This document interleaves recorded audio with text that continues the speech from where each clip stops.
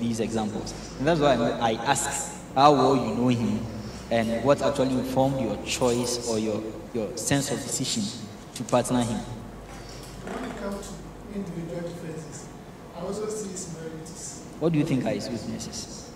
His weaknesses. You don't know the weaknesses of the supposed person you think you have known well enough to be able to work with. I think everybody has a weakness. Do you think that is intuitive? Do you think that is intuitive? When you identify it, you work on it. I think most importantly, what you should even be looking out apart from the person's strengths are his weaknesses, to even see if you can cope with those weaknesses first off, before you even want to consider what his strengths are. Thank you very much, Emmanuel. I'll take 2 follow-up questions from my colleague panelists and then we can discharge you. Yes, so you said you've known him for about 6 months and you are certain that he's someone you'd want to like work with. I just want to know if like the qualities that you mentioned, did you identify them through some leadership position that he occupied prior to this expression of interest? Yes. Or it's just like you were one-day interaction with him and then you just came to the conclusion that he's all these things you mentioned. Secondly, I want to find out if the key ideas on his manifesto are stuff that you have never heard about before. Like, are they very novel, like out of the box? So firstly, someone presents or someone mentions or speaks to you about his qualities or his personality. That one will say it. And then there is another way of you being working with him and identify that those things that he has been saying that. So from his work experience and what he told me, working with him, I felt that everything about him is true. That is the first one. And then about the second one, since I came here, I have not heard of the weekend accommodation for ideal weekend students because I am a weekend student. I have not heard of that one. So I think introducing it is a novel because I have not heard it. Yeah, but do you have any idea why you haven't heard? Maybe there's other administrations who have because you know, in information system, if something is going on in your community, you may see it or hear it. I'm trying to say that maybe there are some past administrations who might have come up with something similar and it didn't work. Have you found out how why it didn't work? I think there was no publicity about that, so I've not heard anything like that. One of your policies that really caught my eye was the mental health programs. So I want to ask a very simple question. Which month in the year is dedicated to men's mental health awareness? Which month in the year is which month in the year is dedicated to men's mental health awareness? Okay. I think you're over here.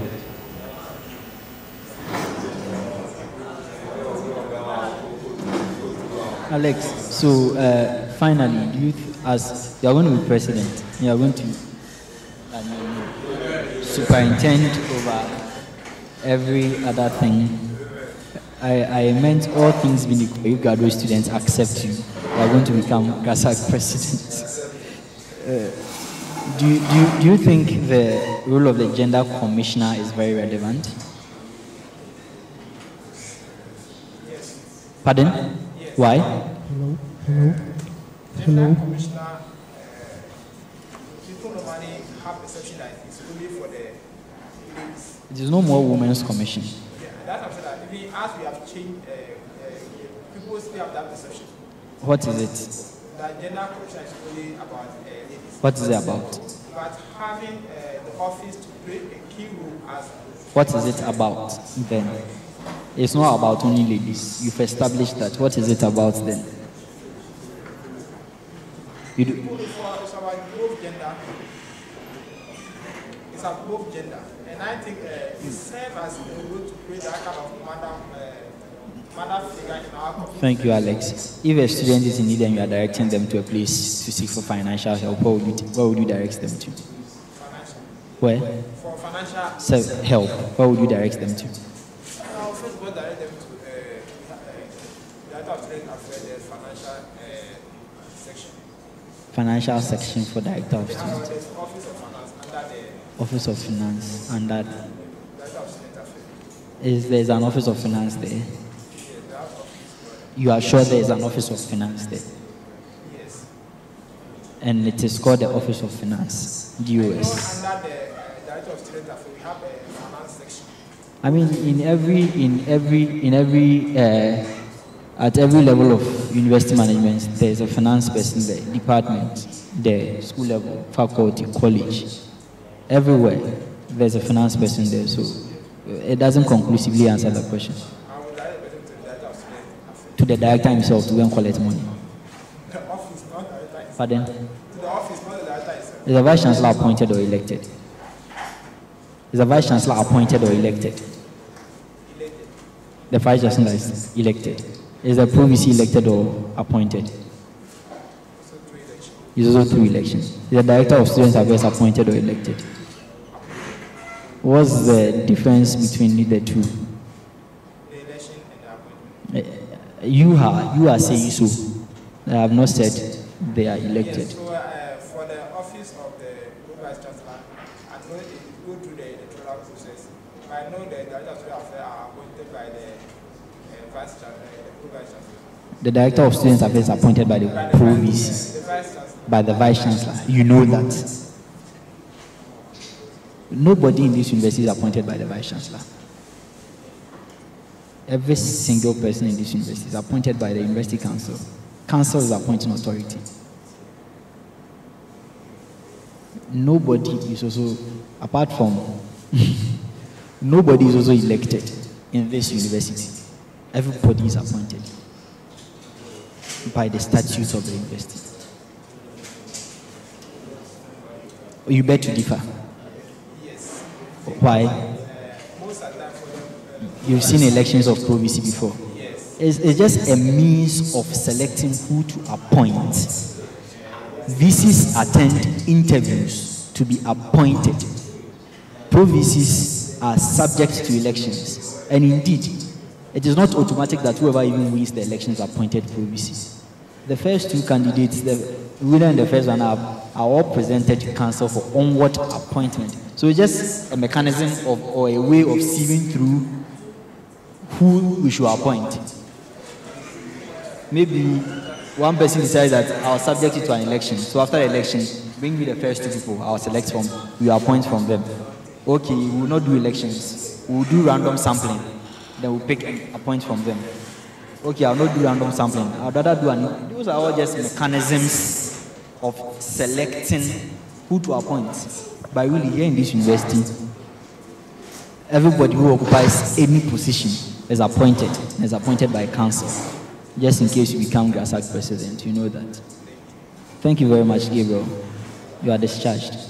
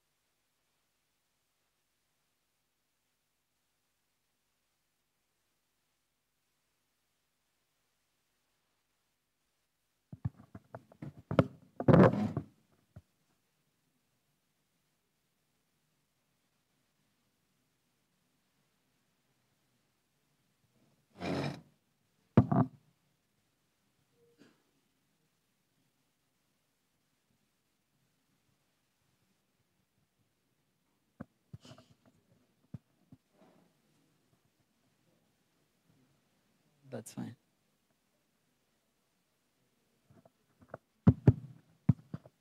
Good morning, Eric.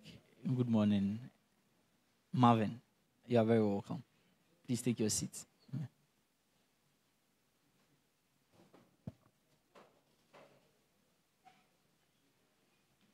Please let's observe a bit of decorum with the movements. We beg you. All right.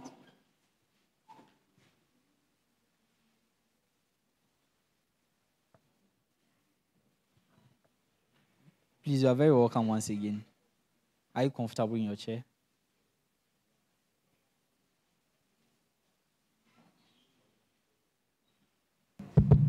Yes, we are. When you speak for yourself and your running mates. Yeah. Okay. Marvin, I like your ring. What's it for? So it's a brotherhood. It's a friendship. It's a brotherhood thing. So we all have our respective symbols with our respective roles. For yourself and then all your friends. Not all my friends. I mean, a particular group of friends. The supposed group, the clique. Exactly. Okay. Can I join? Oh no! You have to be like 15 years. You have to have 15 years membership or something. But that time you'll be married and stuff like that. So if I'm married, I can't be part of it. No. Oh, it's for bachelors. It will be terminated when we are married. So. When you are married. Yeah. I can we wear our wedding rings. I can only imagine what you do. That's on a lighter note to welcome you to the 2024 Grasag vetting session. You know why you are here. We also know why you are here. But we will still want you to introduce yourselves and then tell us why you are here. Then we proceed. Okay. Good morning, everyone. Good morning, Mr. Chairman. Good morning, members of the panel. My name is Dr. Edwajima Eric. I work at the Confanotti Teaching Hospital, Department of Oral and Maxillofacial Surgery. And I'm here this morning with my vice to go through the screening process as stipulated in the Grasag Constitution, Article 19, Clause 1, to be vetted by a 5-member panel before you're eligible for election.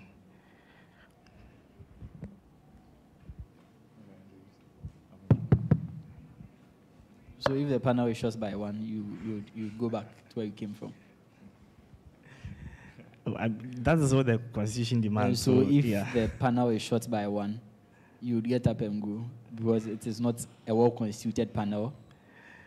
Well, we'll have to look at that with the EC. Which department did you say you work with at Confanochi? Oral and Maxillofacial Surgery. What is NOMA? NOMA. What is NOMA? NOMA. N-O-M-A. Yeah, NOMA is a condition that affects the right. It depends. Sometimes it affects the jaw, yes, and then by an organism, microorganism. Usually, it eats into the skin, eats into the muscle, causing an ulcer, which doesn't heal.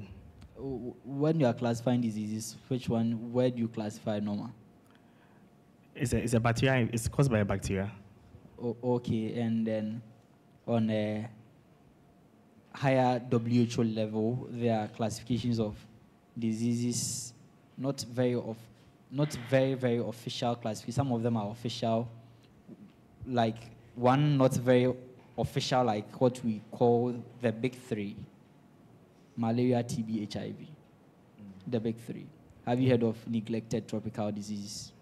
Neglected tropical, yes, I've heard of it. You've heard of it. What do you think it is? So I'm sure there are diseases that aren't so common in the tropics. Neglected, tropical, not common. That was just to let you settle in. Okay, thank you. My panel members would take over from here, but before then, I'll just ask you 3 questions before they start. Okay. What do you think, in your opinion, is the purpose of graduate education? So I think graduate education is to empower graduate students, to equip them with the needed skills and knowledge and the needed support for excellence in all graduate endeavors and even beyond. Do you believe graduate education is to enhance your skill? Skills. Largely. Come again? Largely. Yes, largely. Just like we have ambassadors at large. That is just by the way. But You are a medical doctor now. I mean, you are a house officer. House officer. First year. First year. First year. Business, MBA, finance. First year. Why did you come to graduate school? I came to graduate school specifically chose masters in business administration to be able to acquire professional managerial skills, which I believe will go a very long way to help me, God willing, in the future, where I might have my own facility so that I can duly manage them. You don't think you would have been better off with an MPH than an MBA? No, MPH is also an option, but I believe... you don't think you are better off with an MPH than an MBA? No, I don't think so. You don't think so? Because it that depends... for a medical doctor who wants to be in a managerial role, you don't think you are better off with an MPH over an MBA? So there are managerial courses that MPH also offers, but it's just health-centered. But I don't think I'll be in the health sector for the rest of my life. You want to be a medical doctor running a garage? No, I don't. Or have a multi-billion dollar business? The fact that I might have an undergrad degree in a medical profession doesn't mean that I'll have to stay there through that line Eric, the whole time. did you come to graduate school to run for Grasag president? First year house job, very stressful. No. First year, business administration. Not any program that is geared towards the early days of your career development or advancement. Yeah, so as I said, the main reason why I came to graduate school, I chose MBA, was to acquire professional managerial skills. Eric, did you come to graduate school to run for Grasag president? That is not the main reason why I came to graduate school. Eric, did you come to graduate school to run for Grasag president? The main reason why I came to graduate school... Eric, I have friends who are house officers. Yes, I know. A lot of them who run over 32-hour shifts just because they are at the base of the food chain, so they have to suffer for usually the work. I mean, your consultant will leave the work for you. The MOs would leave the work for you. Okay, so I do dental surgery, and then my schedule Thank is not you, as... Eric. My panel members will continue. My schedule is not as... Mr. Eric Ajiman. Yeah. Are you familiar with the Grasag Constitution? Yes, please, I am. Have you read it? Yes, please, I have read it. Do you know the duties of a president per the Constitution? Yes, I do. Mention just two. Okay, so as the Grasag president, I'm the chief spokesperson. You are not the Grasag president. Okay, the Grasag president is the chief spokesperson for Grasag KNUST. And then he's responsible for the general running of the affairs of Grasag KNUST. Who qualified to be a Grasag member? Anyone that has been admitted into a postgraduate student in KNUST, and then anyone who is on extension as well. Even though that person does not have the opportunity to stand for a position or vote, he's also a member of Grasag KNUST. So there are reporting responsibilities of every executive in the executive committee per the Constitution. I want to know what is one of the reporting responsibilities of the president. So the president is supposed to, in all matters, report to the General Assembly. Yes. What is the General Assembly? The General Assembly is comprised of every member of Grasag KNUST. How do we constitute the General Assembly? How do we constitute the General Assembly? So all members of Grasag KNUST are part of the General Assembly. And so the president is supposed to report to all members of Grasag. I want to know the General Assembly. What is the General Assembly in it? Who are representatives of the General Assembly? That's what I want to know. Representatives of the General Assembly. So the General Assembly is represented by every student in Grasag KNUST. That's fine. Okay, maybe I'm not getting your question clearly. I get it. You are okay. Do you think the current Grasag Constitution needs amendments?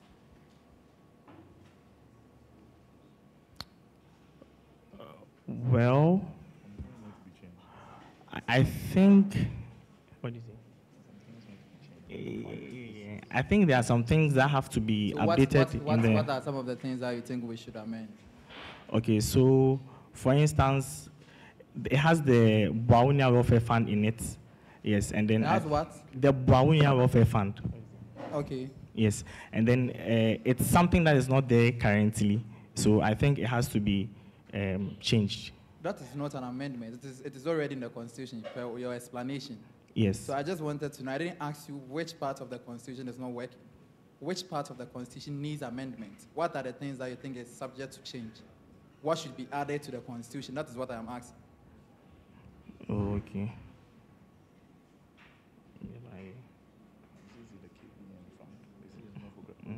Okay, so in the Constitution, there's the KBN fund part of it, which is actually not supposed to be there, but it is there. So I think an amendment will where change. Is it supposed to be? No, the KBN is for undergrads. Okay. Yes. So that's the only thing it's not for postgraduates. So that's the only thing you think we should change. Yeah, for now, that is what I think should be changed. For All now. right. Yeah, for now. All right. All right. Eric, are you comfortable when I stand? Are you comfortable? I'm okay. All right. Yeah. And when you were mentioning the bits of who qualifies to be a Grasag member, and then just when he mentioned the bits about things or amendments you think amendments the Constitution can undergo, I thought to ask this. The first criteria, which is having to be admitted to read any postgraduate program in K University, do you think something should be done to it, or as a criterion on its own, it can stand alone and it is enough? Yeah, I think anyone who is admitted into the into a postgraduate course is eligible to be a postgraduate. You think that is a member. sentence is enough, that clause is enough as a standalone sentence on its own, just by virtue of your admission into a postgraduate program? Okay, so I think... can you run for office if you've not paid your fees? No, so that's what I was coming to. If you've not registered as a student but you have been admitted, can you run for office? So I was coming there. Does that make you a Grasag member? No. If you have not paid your fees, would that translate into having paid your Grasag dues? No. So you have to be duly registered. Do you know Grave? Yes. Do you know Boame?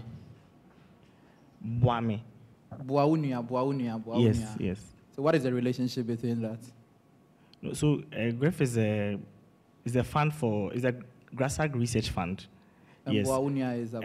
Boaunia is, it used to be there, is no more there, to help students easing or lessening their financial burden. Grave was replaced by the Boame or something, the Boame, sorry.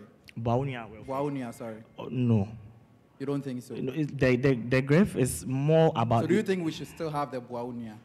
Yes. In addition to the Grave? Yes, I think so. The explanation to that? So, considering the fact that there's a current economic hardship in the country, I believe the Boaunia Welfare Fund would actually go a long way in helping us to reduce the financial burden on our shoulders. Because going around, I met some postgraduate students who came for a first master's program, and then they are now in for a second one, and they complain about the fact that, oh, when we were in school, there used to be this fund that used to help us pay our fees, to lessen our financial burden, but then it's no more there. So getting it in place will help us to reduce the financial burden. Students on extensions are not supposed to vote, or they don't have a voting right. Is that right? Is that statement correct? Like students who are on extensions? Yeah, it's correct in the Constitution. Right? Are we being fair to them? Yes, we are being fair. Because on extension, I pay school fees, I pay an amount of money to school, but I don't have voting rights. No, the stipulated amount of years or time frame for your education is past time. So you are still seen as a member. It is their fault, like, if I'm on extension, is it my fault? It may be. It may be your fault. So you think that place does not need a particular amendment to that constitution, that we should make a bit of changes to that? Because I'm on extension, I pay fees, I pay some emoluments, I'm supposed to enjoy something as a member of graduate school. No, you are going to enjoy everything. The only thing you're not going to enjoy is the fact that you cannot stand for a position, because usually people who are on extension are people who are even in their final year. And so they are already ineligible to stand for positions.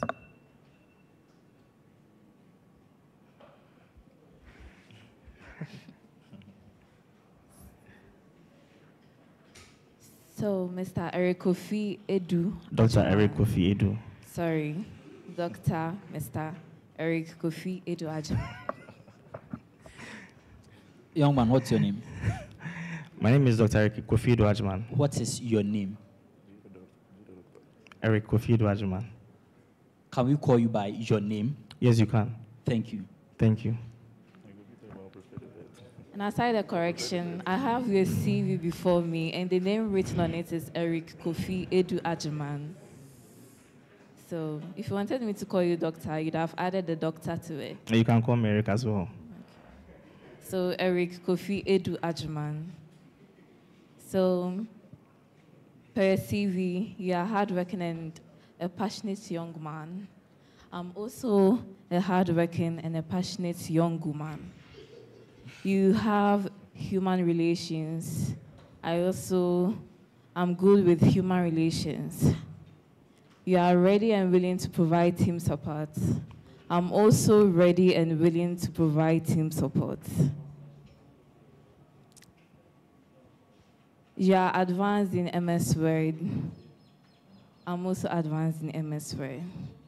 You are good at MS Excel. I'm also good at that. You are good at PowerPoint. I'm also good at that.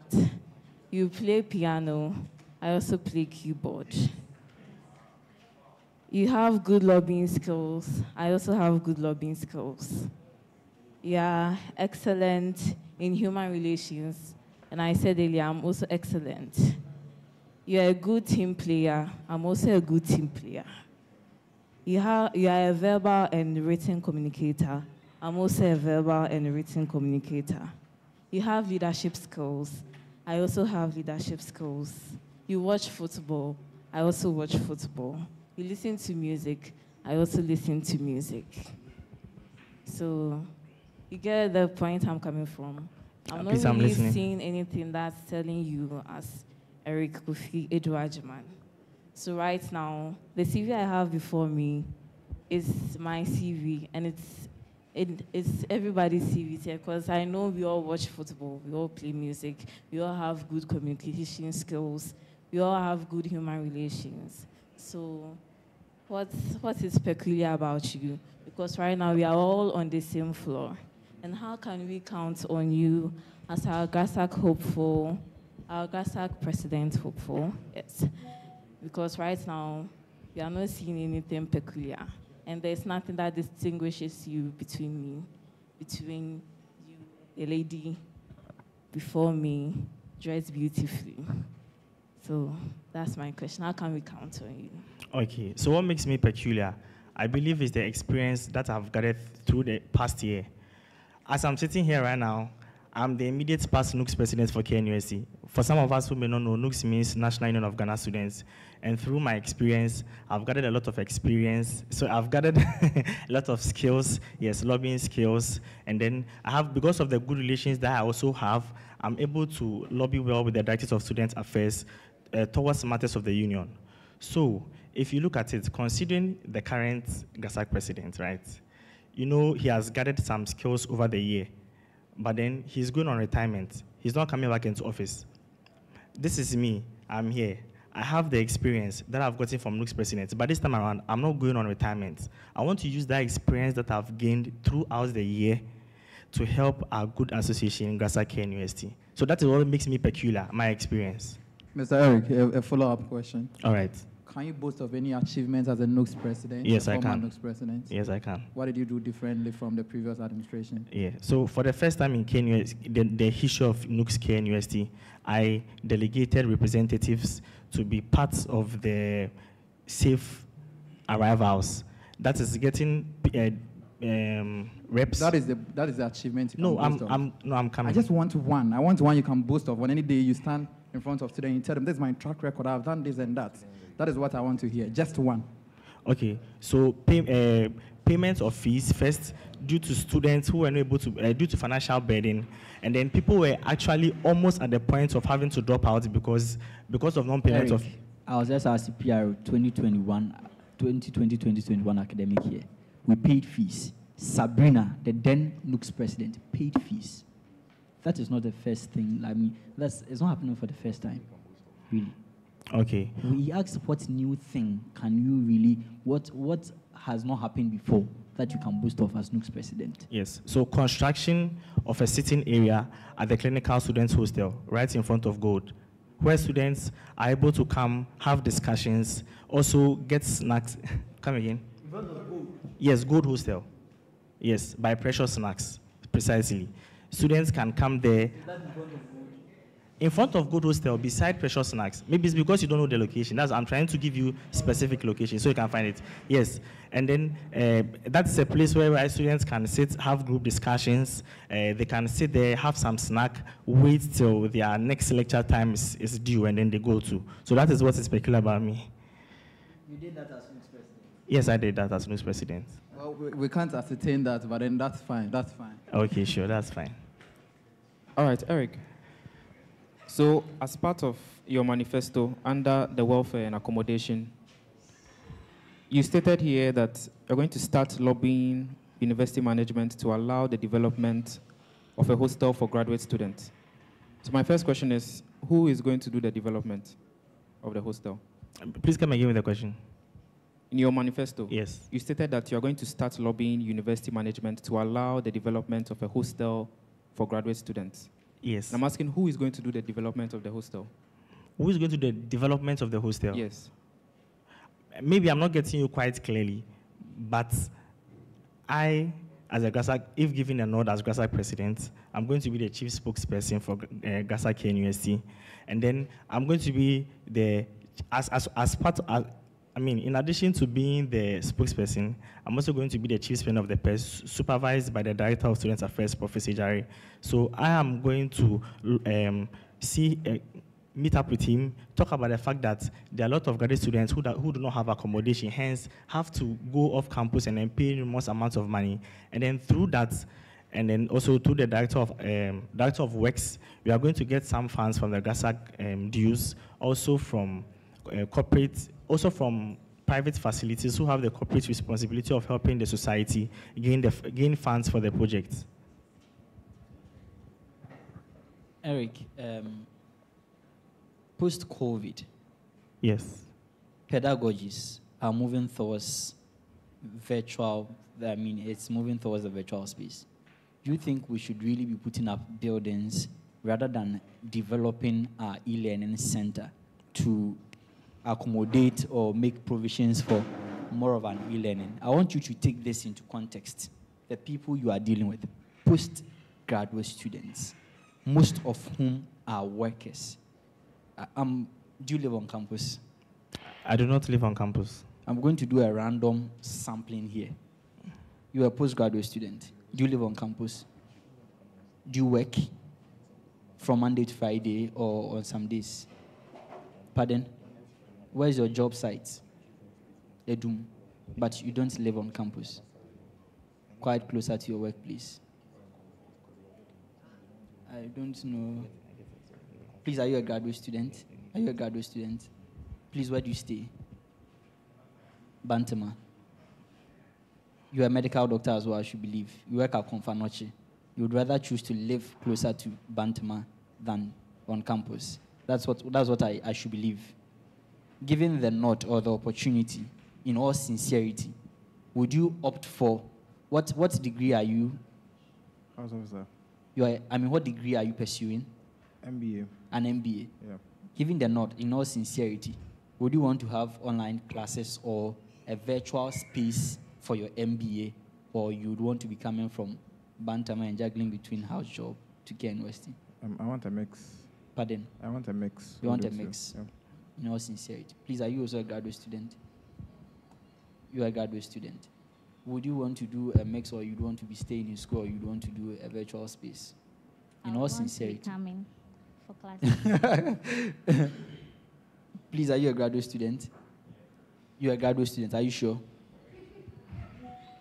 But the point is that I just did this random sampling. The point is that, and then they are all saying now a lot of graduate students would want to have education at their convenience and not be traveling up and down. Really. Okay. If you would really be sincere with yourself, far from the politics. No, so it's not the accommodation you are talking about. The accommodation he was talking about is not all about a place to stay or a place to sleep. You see, sometimes, and it doesn't have to also necessarily be permanent. You have the ideal students. When they come around, they don't have a place to stay. Eric, it is not even about that bit.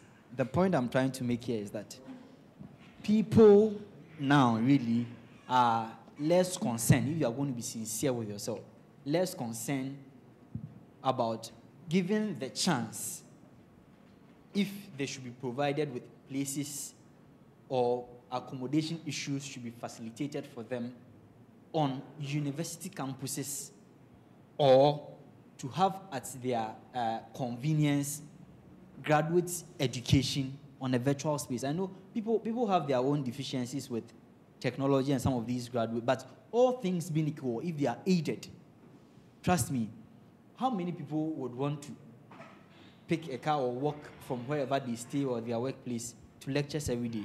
But the reality on grounds. And present situations, some of which would surely, or most of which would surely even happen again. I mean, you're a medical doctor, you've learned a bit of epidemiology, and I know you would understand that COVID is not the last of the pandemics you are going to be having. You agree? COVID is not the last of the pandemics you are going to have. I mean, if the world doesn't come to an end. You're an epidemiologist. I mean, you've studied I'm not an epidemiologist. I mean, you've studied epidemiology before, I should believe, because you're a medical doctor. Yes. There are a lot of things that are happening every now and then. We are talking about air pollution, serious. And then the issues about vehicle and traffic emissions all contribute to some of these things. We are talking about sustainable energy. We are talking about a lot of these things.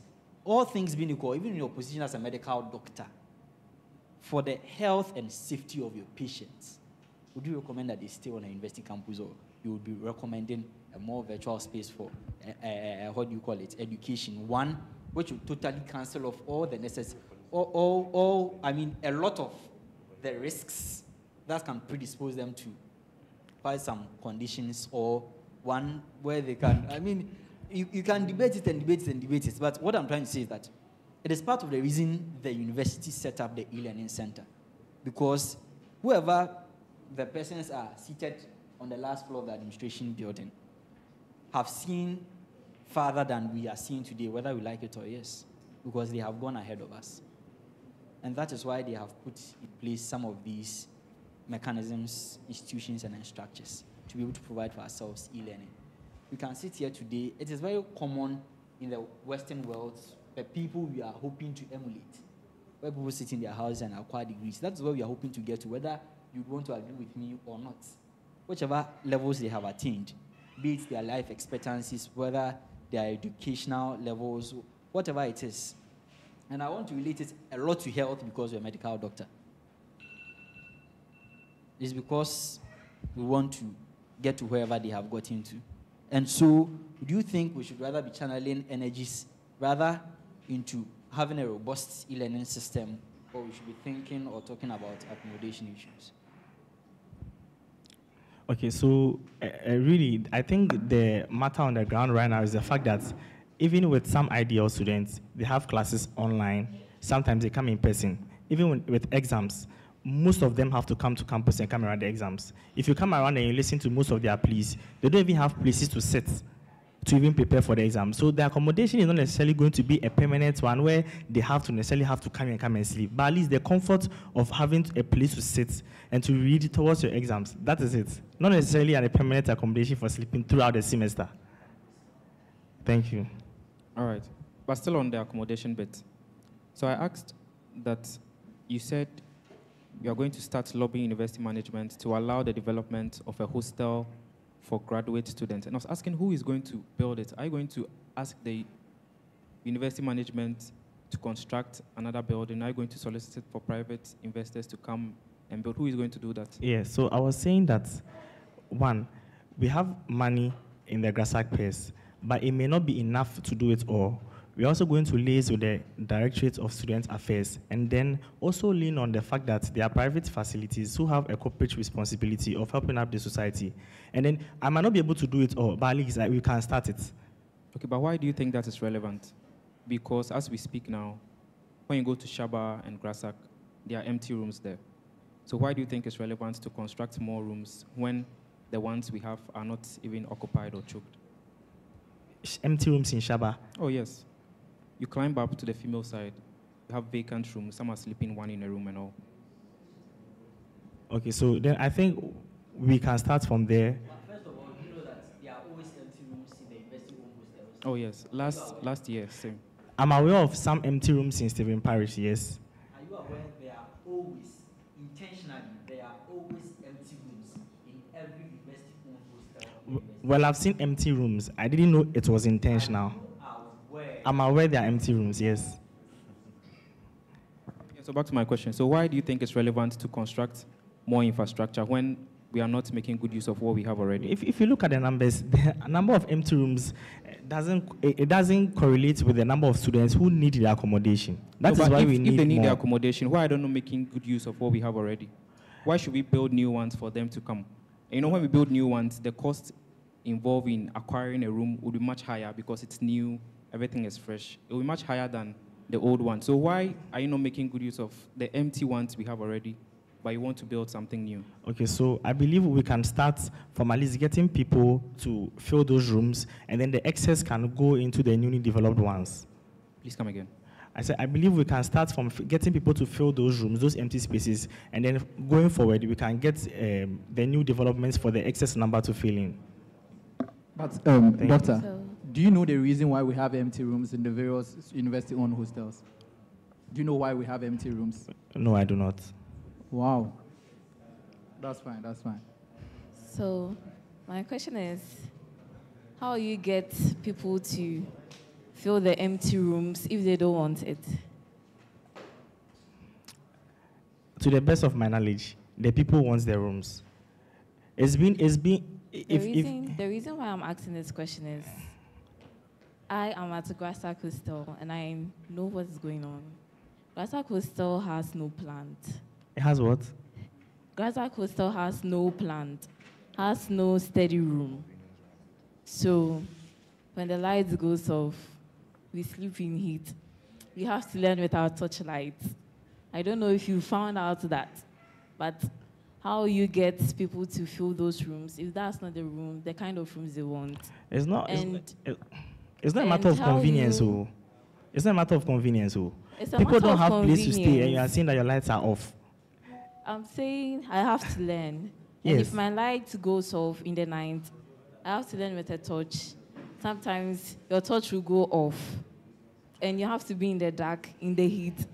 If you know how hot Grasag Hostel is, alone. Okay, so I know people who are also in Grasag Hostel I know people in Grasag Hostel who leave Grasag Hostel and go to the tech registered room to go and learn, even when there's lights. Not to really cut you short, but I think we should give some level of I'm not finding the word, but to say that people don't have a place to sleep and then you are worried about your lights off, I think it's quite unfortunate, really. These are facilities they have paid for. They are supposed to have lights. Largely, that is why a lot of people would even prefer to sleep on campus than off campus, far from the security, the luxury it gives them. 24-hour lights on. You should work on that if you are Grasag president. I would hold you accountable. You don't say that people, they don't have a place to sleep. Yes, but because of that, I should sleep in darkness when I have an exam. No, that's not what I'm saying. And so that is an unfortunate statement. And if I were you, I would rather retract it. Because there are persons here who sleep in the graduate students' hostel. They have paid for it. They're supposed to enjoy the comfort and luxuries there, including lights. And so you don't make that statement in all honesty at all. I don't sleep there, but I'm hurt by that statement. Very hurt. Would you take it lightly if the president of Ghana makes that statement anywhere? That in Kofoka did that, Kwan Somunya baby na, Yaman would doom so I must say, and doom lights. Yeah, they are affordable building. Would it make sense to you? I apologize. If the president says that, he'll use monies supposed to be channeled into the energy sector to do affordable buildings because people don't have place to sleep. No. And then please, in all honesty, I think we should try as much as possible to be very careful about how we react to a lot of the issues. Accommodation is important as much as the luxury of having to occupy a facility is. But you don't rubbish one You don't rubbish one for the other. When persons have paid and they are supposed to enjoy the utility, indeed, they even pay for the utilities of that facility, which includes light. Sorry, Mr. Chairperson, That's- I retract that's my just statement. Yes, thank you. All right. But what I actually meant was not in that way. I was just trying to say that there are still people in the hostels who will still leave Grasag Hostel to take credit to go and read, even when their lights on. No, not necessarily that they're supposed to have their lights out every time. I apologize for the statement. Okay, fine. Yeah, thank you. All right, so let's move to your continuous and expansion project. So under that, you have the Grasag Research Fund. How do you, what measures do you have in mind that when you are given the opportunity, you'll be able to expand the access for the Grasag Fund and also increase the donors? How are you going to do that? Yeah, so even before the donors, we can still give a higher percentage of the Grasag dues into the fund. And then also with the donors, based on my experience, my good public interpersonal relationship, helping me to gain strategic alliances. We'll go to these private facilities, speak to them about the fact that, some of them have issues, and then we can even liaise with them. Just 2 weeks ago, I was at Jolu to speak with Dr. Ernesto Upon Specialized about how graduate students in KNUST can do research on some of his products, like the EU2 salt. And then through this, we can get even some sort of employment for graduate students and then funding for their projects as well. Okay, then how do you ensure transparent distribution and allocation of these funds? So we are going to set up a committee who is going to do that. We'll need a rep from the Directorate of Student Affairs because I believe that they have the experience and then they know the very criteria they need for students who will be applying for the research fund, and then lecturers from each of the colleges and then reps from the council of class reps as well. I know there's a similar thing for the current research fund. What do you think there is no transparency in the allocation? The current research fund it was instituted this year. Mm-hmm. Yes, so I cannot say, but I believe that it is transparent. So if you think it's already transparent and the protocols they put in place are already transparent, why do you want to? Like, why are you hammering on it again? It's about expansion, no? The hammering was, expanding means like we want to get more money into the fund and then so that more students can get access to it. No, I'm talking about the allocation of the fund, the transparency involved in the allocation of the fund. Yes. Yes, you're already saying the current one is being done transparently. So if it's being done transparently, then why are you talking about it again? What's the issue there? So what I'm saying is that because of the experience that I know, that's the Directorate of Student Affairs Office, I prefer that also we have a rep from the Directorate as well to what we have already. Okay. Hello, Eric and Marvin. Right. Yes. So, what is your vision for the office of president if you are elected? Okay. Thank you very much for the question. So, I'm directing to the president first. Yes. Okay. Sorry. Okay. Please come again with the question. Can you state the vision for your office if you are giving the chance to run as president? Yeah, so the vision of the office is to empower postgraduate students to create a community, a thriving community, equip them with the needed skills and then the knowledge and then the support that they need to excel in Grasag KNUST. Okay, and yes. How is this in line with the General University's vision? Are So, you familiar with the vision of the university at large? Yes, I have an idea of it. Do you know exactly what it is? No, if I'm doing it word to word, I'll get it wrong, but I have an idea of it. Okay, but I just want to understand if in coming up with your vision for the office, you considered the fact that it has to be in line with the vision of the university? Definitely. Okay, great. Also, how long have you two known each other? We've known each other since our high school days in Presec. Okay, that's great. And okay. So I think at this juncture I'll move to Marvin. Okay. Right, yes. Thank you very much. So Marvin, do you strongly believe in Eric's goals and vision and mission for his office? I mean, like, is there a particular reason why you chose to run as his vice president? Yes. To be his running mate? Yeah. Yes. Thank you very much for the question.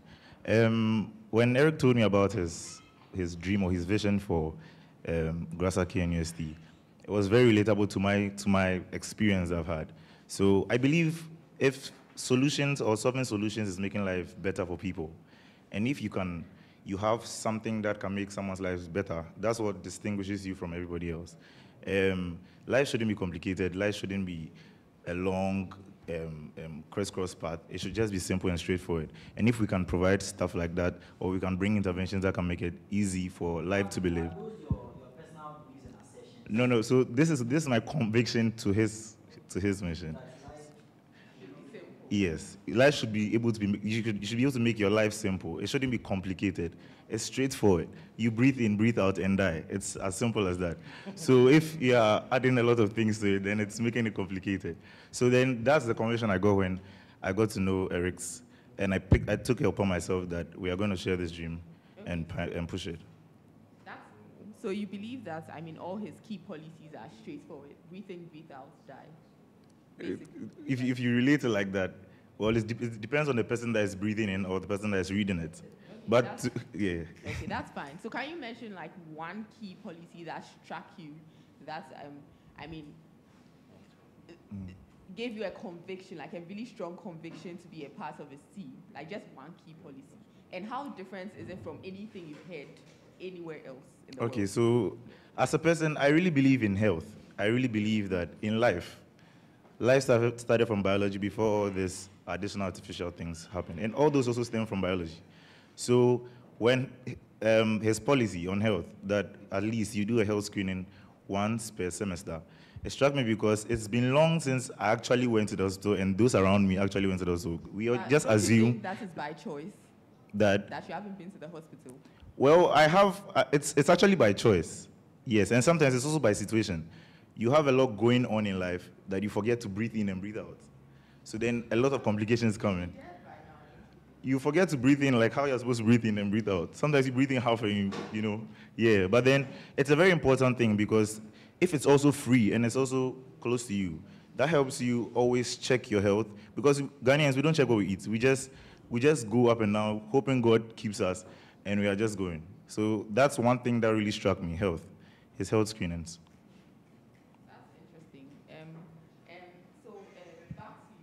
So how do you plan or intend to implement these health screening policies? Okay, so as an immediate past NUX president, I conducted 2 health screenings during my tenure.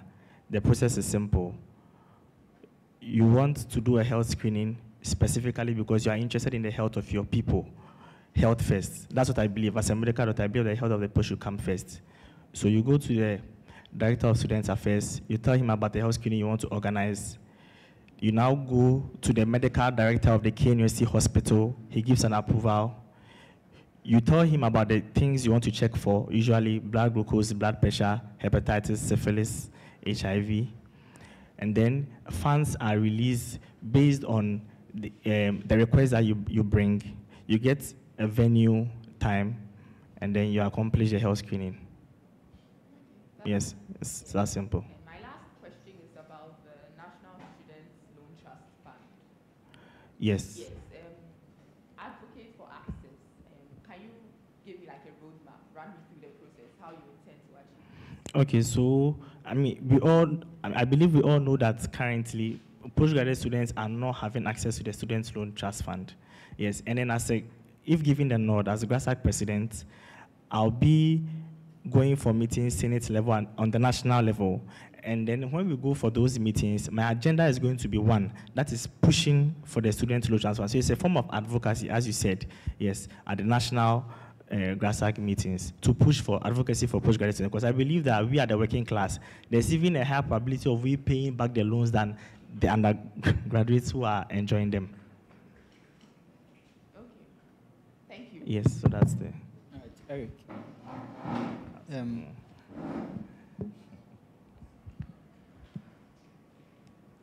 A few series of questions. I mean, I would expect straightforward answers because I am tempted to believe that you are familiar with how the university system runs. And you begin every statement with, as the former, as the immediate past, Knust president, as the immediate past. So I would believe so. Okay. The Grasag president is a member of the SRC Parliamentary Council. Is that true? Yes, it is true. He is. Yes. It took you so long to admit that he is. I was just putting my thoughts together.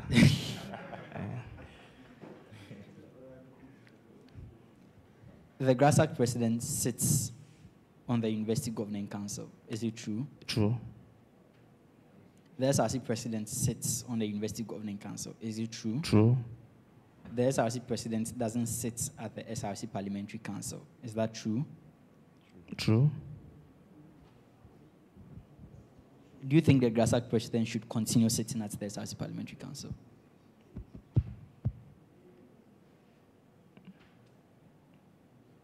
Would you want to comment on it? I wouldn't want to comment on it.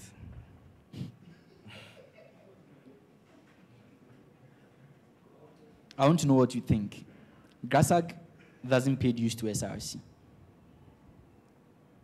Postgraduate students do not pay SRC dues. And so the SRC is not in any way responsible for postgraduate students. And so the Grasag president has no business as the SRC Parliamentary Council to represent people the SRC has no oversight responsibilities over. And so the Grasag president should not continue sitting at the SRC Parliamentary Council. What do you think? Oh, I believe the SRC is a Students' Representative Council, and even as the Grasag president, you are still a student. The statutes of the university makes provisions for Grasag to be well represented on the highest decision-making body of the university. What do you need SRC Parliament for?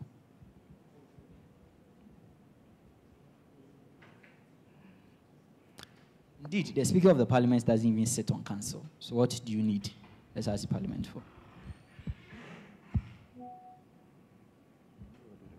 No comment? No, I think we are all students, as I said, because SRC is is a representative of all the students in KNUST. So the mere fact that the Grasag president is a student, just like the... Indeed, and in the wisdom of the university, in the wisdom of the statutes of the university, in whom all authority is subject to. Indeed, it is even the university statutes that establish the existence of the university, has made provisions for postgraduate students to be heard on the highest decision-making body of the university. What business does Grasag president have at the SRC Parliament?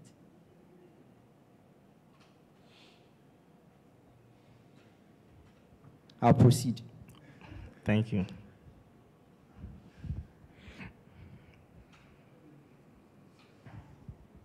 Eric, are you familiar with Vision 2022, Vision 2024 action plan?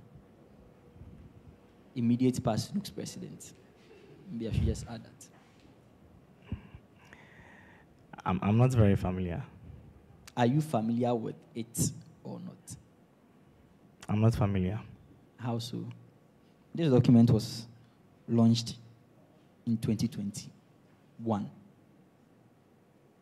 You became Knust president in which year? 2022. 2022. You're in 2024. How were you running Knust?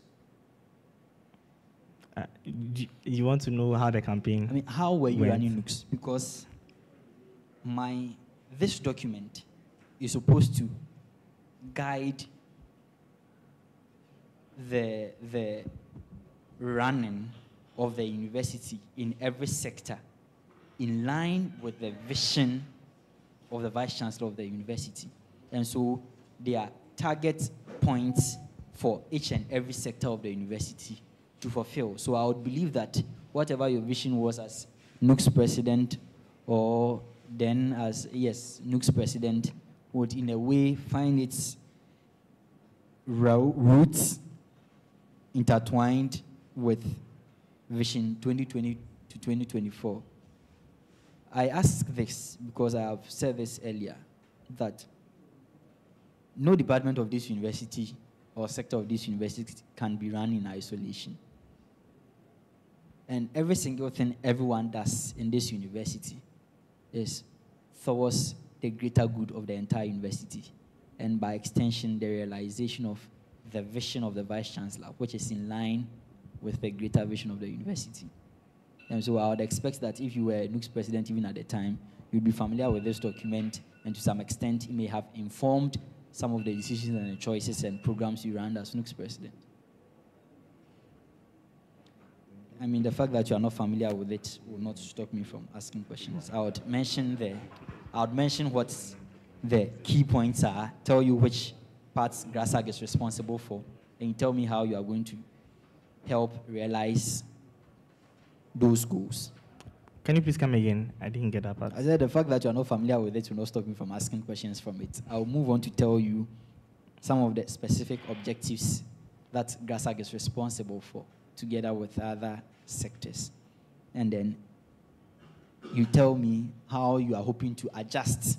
I know you have your policies already drafted already, how you are going to adjust your policies to fall in line with these things, because that is what it is supposed to be. Else you'll be running Grasag parallel to how the direction the university is going.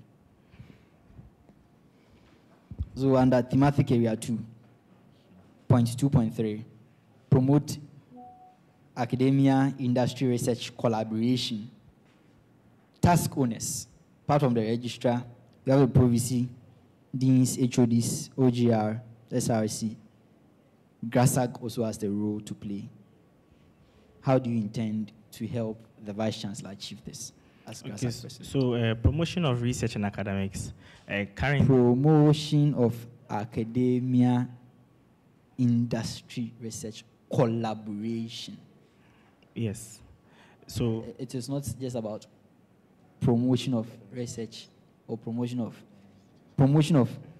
academia, industry, research, collaboration. Yeah. How you promote the collaboration between. Sure.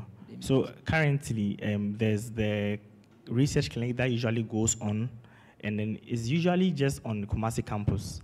So I'll be looking, if given a nod, I'll be looking at extending it also to other campuses like the Takrade, Adenta, Makati, yes. In addition to that, liaising with other bodies, just like I said in the example I gave earlier, like going out to private facilities and then getting some of the issues that they have, getting our students to do research on them, and then be giving funds to support their research. That's how you are going to strengthen the collaboration between industry and academia. Yeah, so I'll be using by extending and then using my experience and then negotiating skills. When you extend the research clinics, how does that strengthen the collaboration? No, it's not only about the extension. It's also using the fact that because I have good interpersonal relationship, I have strategic alliances with other bodies as well, which are not part of the school. And so, Eric, to collaborate on how are you going to strengthen that collaboration? That is what I want to know. So how? Because of my strategic alliances that I have gotten from the past year, I'm going to use that to strengthen the collaboration between KNUST and other bodies. How are you going to use that networks you have established? I want to know the how. Yes, I understand. So it's all about lobbying. So I go to the facilities, I talk to them, just like I did last 2 weeks, get them I wasn't there. Yeah, I'm just not very sure. I'm just saying, yeah, and get them to know that we have students in KNUST, postgraduate students who are interested in research. We can research into some of the materials that they produce, just like you two and Apona. So and then you're not telling me something. Yes. Can proceed.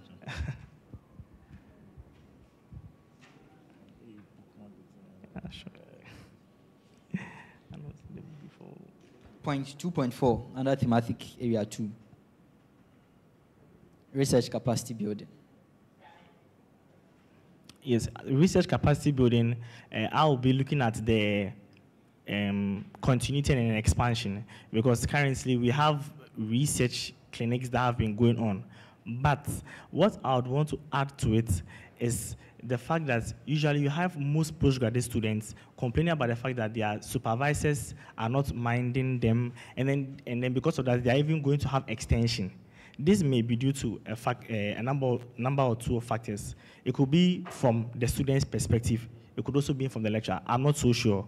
So for research capacity, what I'm interested in is to hold mentorship sessions, usually for the first years who are finishing their thought courses, now going into their research year. The mentorship session is going to basically focus on what lectures. We'll have lectures coming for the session, and then the lecturers are going to let the students know about what they require of them in the coming year. And I believe that these mentorship sessions... What's the difference? What would be the difference between that and then the research clinics? I mean, I emceed a research clinic not long ago at the business school, and that's precisely what the lecturers came to do, to tell them what's expected of them when they are doing their thesis. The deputy registrar, librarian was there, Bush Lamte was there to tell them what's expected of them. There were lecturers who obviously are also supervisors there to tell postgraduate students what's required of them conducting research. So what's really... So in addition, adding resource personnel from outside who are not in the institution, we can also give awards to students who have some of their researches done, and this is going to motivate the students to do more when it comes to research. Giving them, apart from the bits that just looks like the clinic, giving them the awards would help build their capacities. Giving them an award to help build or motivate them. Because sometimes the issues with these... so the capacity building will stem out of the motivation. That's what you are saying. Not only that. What? So I'm saying that... Okay. Eric, how would you help the Vice Chancellor to... Making the research...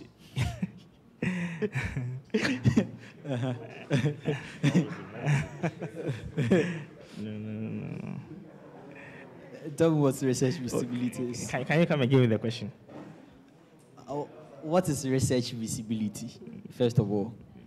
I mean, to be able to help the Vice Chancellor to promote research visibility, you should really know what research visibility is.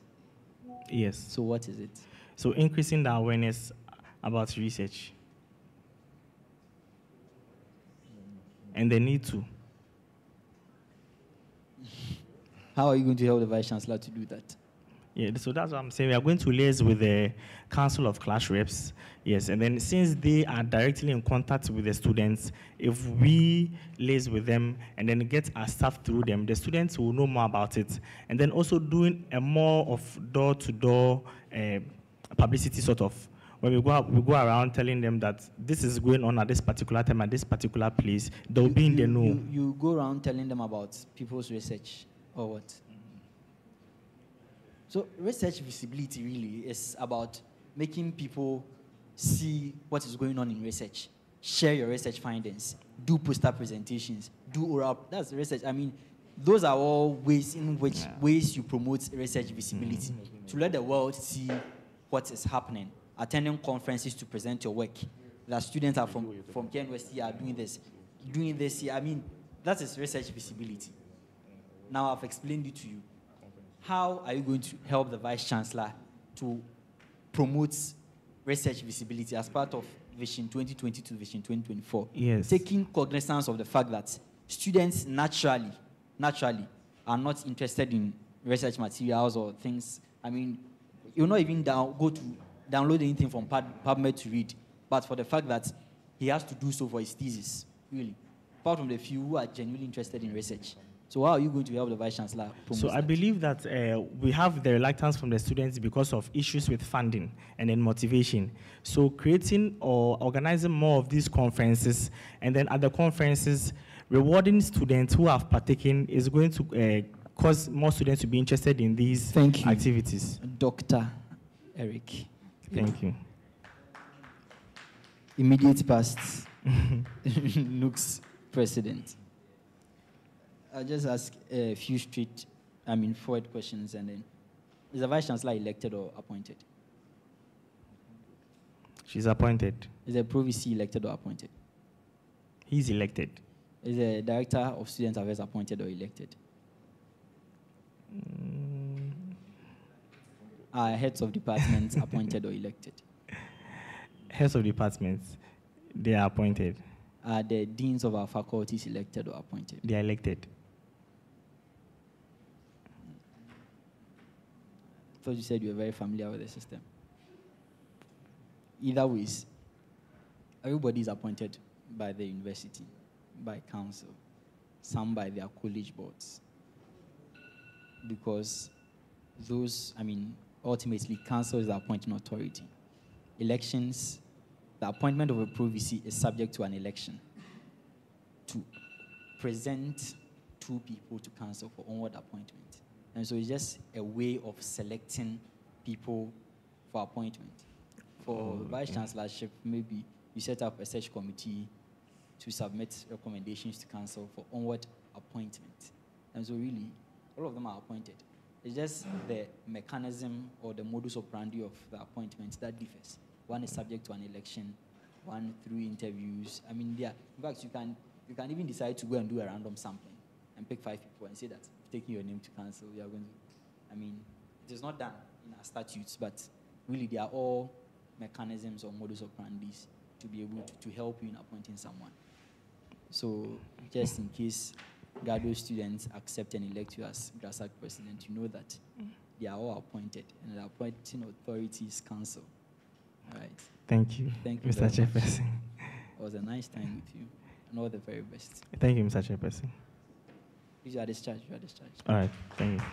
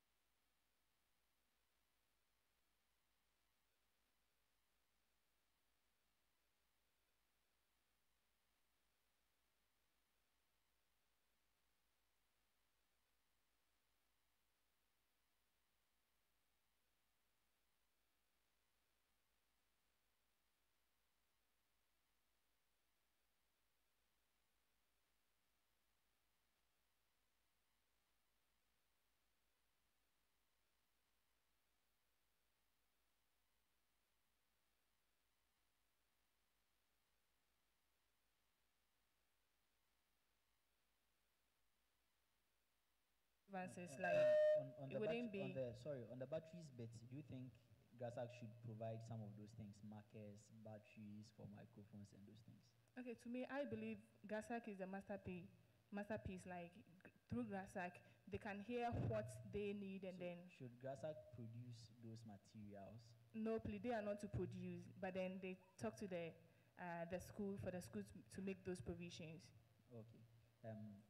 In instances where you are going to be absent from a meeting, what mechanisms are you going to put in place to ensure that you will still be able to record minutes or some way somehow have minutes for that meeting? Okay, so I believe in my absence, the organizer is there to represent me, to take those minutes for me.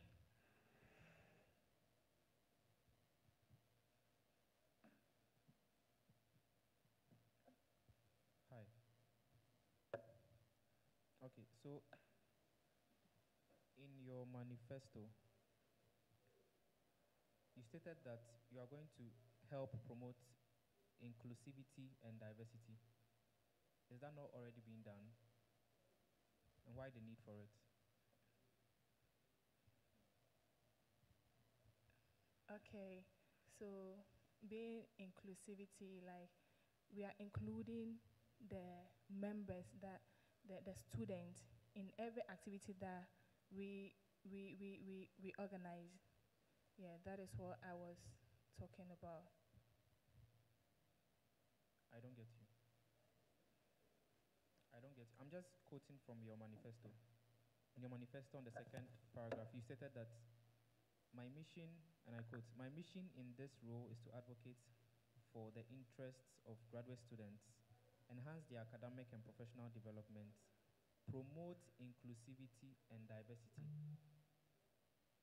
And so my emphasis is on the promotion of inclusivity and diversity bit.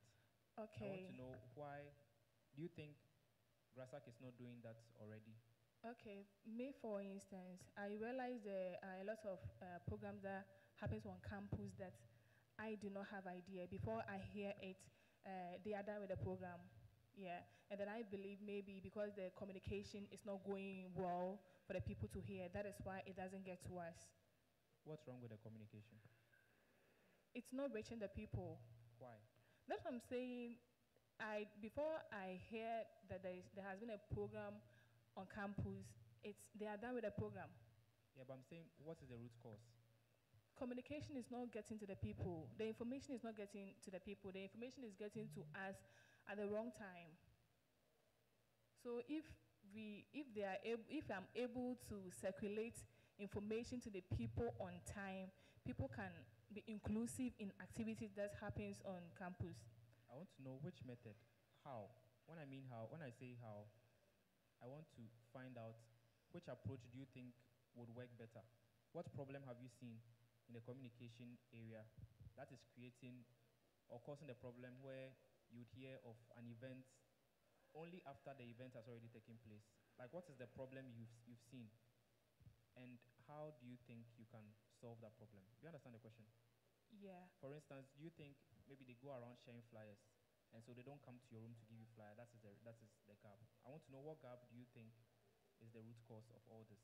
And then what measure do you think you have in place for that? Okay, so earlier on I mentioned that I believe in teamwork.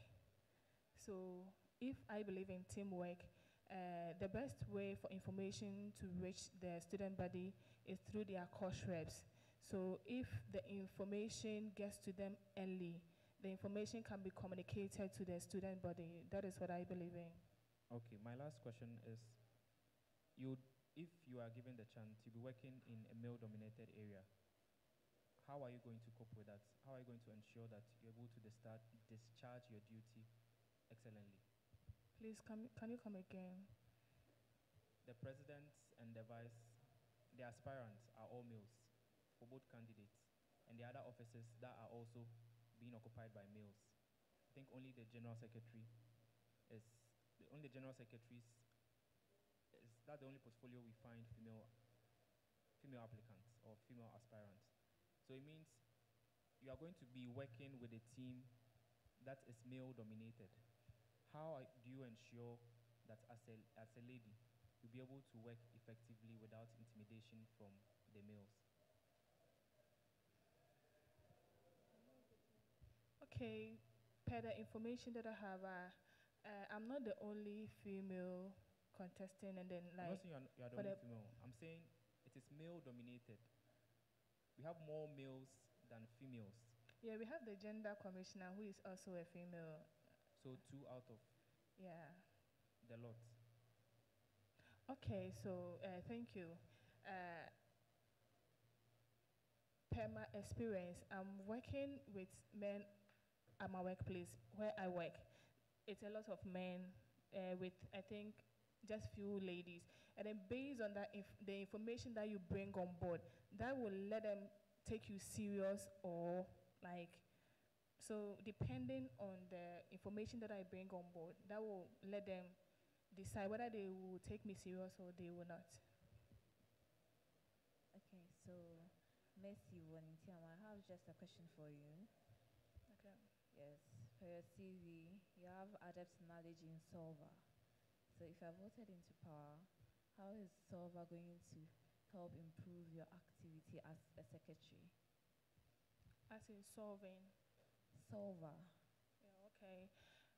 I'm a solver because I'm a life planner. I'm an insurance agent that I offer these solutions to people. So I see myself solving financial problems with my customers, and then same applies to. Sorry to cut you short, but the skill I have here is a computer skill, which is an app called Solver.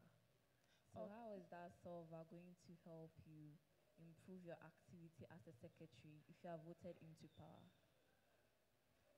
Oh, okay. You didn't specify. That is why so I'm very thank sorry for you. that. Yeah. Okay. So currently, we are in the computerized world, and then doing things with the IT, I think you will be left behind. And then I believe with this information or with these skills that I have, we'll be able to circulate information well to my people. We'll also be able to like save my information so that I can also give it out at appropriate time as well. Thank you. All right, thank you very much, Yvonne. Yvonne, if there's going to be a program and you want to use a great hall, who do you write to secure the venue? Sorry. If you are going to have a program at the great hall, who do you write to secure the venue? Okay, I know I have to seek the consent of the president because I'm not working alone. You've done all of that. Yeah. Who are you going to write the letter to secure the venue? So I write it to the dean. The dean to secure great hall. Great hall. Sorry? To secure great hall. That is what I know. Okay. And if you meet any student who is in need and then needs financial assistance, which section of the university or department are you going to refer them to acquire financial assistance? Okay, so as it stands, I have no idea that there is a particular office that offer financial assistance to students. All right, thank you. Okay. Hello, Yvonne. Yeah, hello. Yeah, I hope you are doing well. I'm good, Daniel. Yeah, great. Do you really want to be Grasag General Secretary? Yes, please. Because, I don't know, you sound as though you were compelled to vie for the position. I don't know if I'm the only one who feels that way, because you seem a bit, I don't know, laid back, not so enthusiastic. I mean, honestly, if I were to cast my vote, I don't think I would bet on you, because then I don't see a lot of charisma. That's what I have to say. So, I mean, that's all I have to say to this. Yeah. All right, but thank welcome, you. I hope for the best for you. Yeah, thank you. But then I would say, you see, there are individual differences. Yvonne, please, I've not asked you to speak to it. Okay, thank you. Those are just her opinions you. and then comments about who she thinks you are. All right, thank you. Please, you have just a minute to tell us why you want to be General Secretary, and then you are discharged. Please come again with You have a minute to tell us why you want to be General Secretary, and then you are discharged. Okay, so as I said earlier, I'm in for the people, and then people's voice is what I work with. So I believe when they vote for me, their voice will be heard and then their problems will be solved. Thank you. Thank you very much, Yvonne. It was nice having you.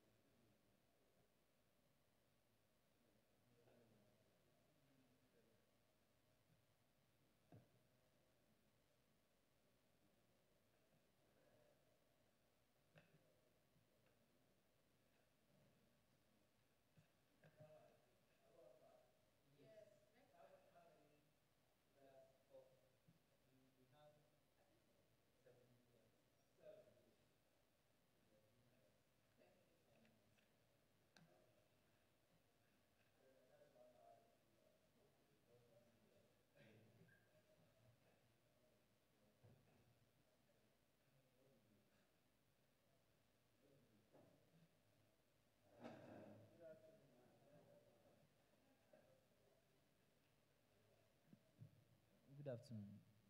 Please, you can move towards your seats and then take your seats.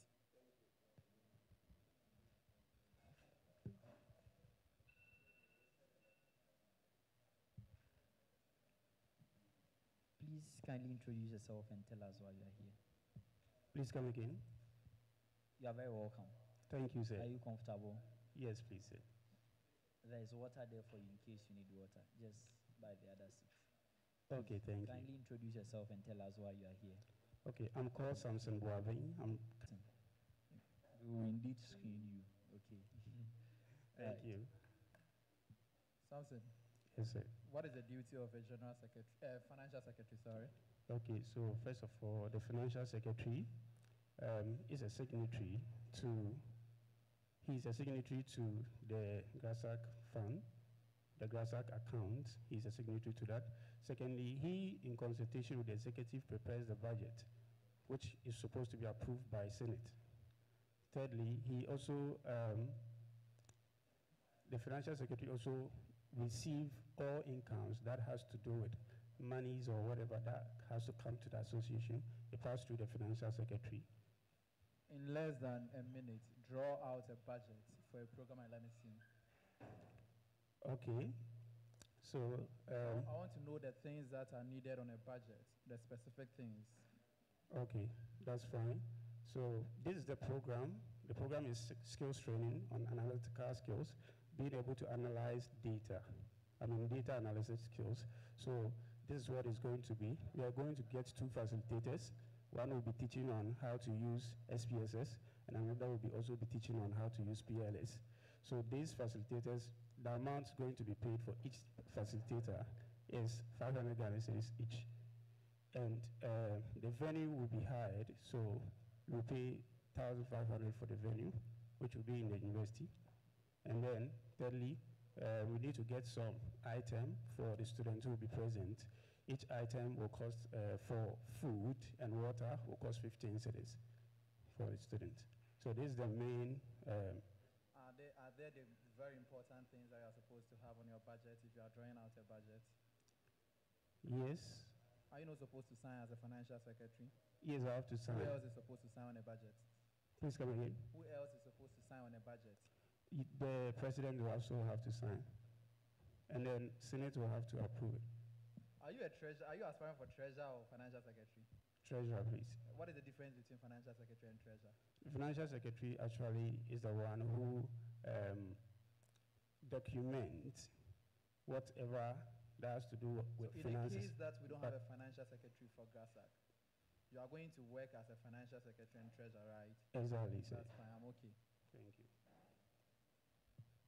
Right, Samson. Yes, sir. At what point in time does your budget go beyond the director for student affairs to the vice chancellor to sign? Yes, when it exceeds the threshold. What is the threshold? 10,000 Ghana cedis, per my knowledge on that. Maybe it has changed, but that is what I know, that 10,000 Ghana cedis, if it is exceeded, then it has to go to the vice chancellor for approval. In the instance where Senate rejects or disapproves of your budget, what do you do? What actions do you take next? Okay, if Senate disapprove my budget, it means they have a reason. For me to actually do it, it means that program cannot come on. I can't proceed in any way, but I have to consult them, explain into further details the essence of the program. Yes, the essence of the program. And if they can permit me to at least seek for sponsorship, if maybe our funds are not enough to support that program, because maybe it will go a long way to support. My argument is that whatever it is, whatever the reasons are, the budget has been rejected. What are the necessary steps you take now? The budget has been rejected. So what are the necessary steps you are going to take? I will come back to my committee. And then we review the budget.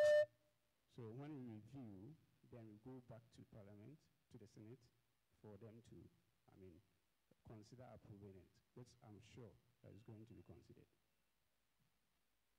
All right. So Samuel, you're welcome. Samson, please. Yes. I'm going to ask you a few questions on your manifesto. Okay. You said you intend, if you are given the opportunity, you intend to secure funding for needy students. Yes, please. Who is needy? Yes, so you say someone is needy when the person cannot get some certain basic aspect to fulfill whatever he is purported to fulfill. So let's say, a needy, we will say someone is in need as a student when the person is finding it so difficult to pay his school fees and to even feed himself on campus, and the necessary or basic stuffs that's needed, the person is finding difficult to acquire them. That becomes a needy student. How do you validate one's claim or assertion that he or she is needy? Sure, so before you can award someone any benefits for considering the fact that the person is needy, it means you have to do screening. So if, let's say, I've been a scholar before I was able to secure funding for my education undergraduate, I applied. After applying, I was screened, as in I was called for interview. And then I need to convince the panelists the reason why I need that support.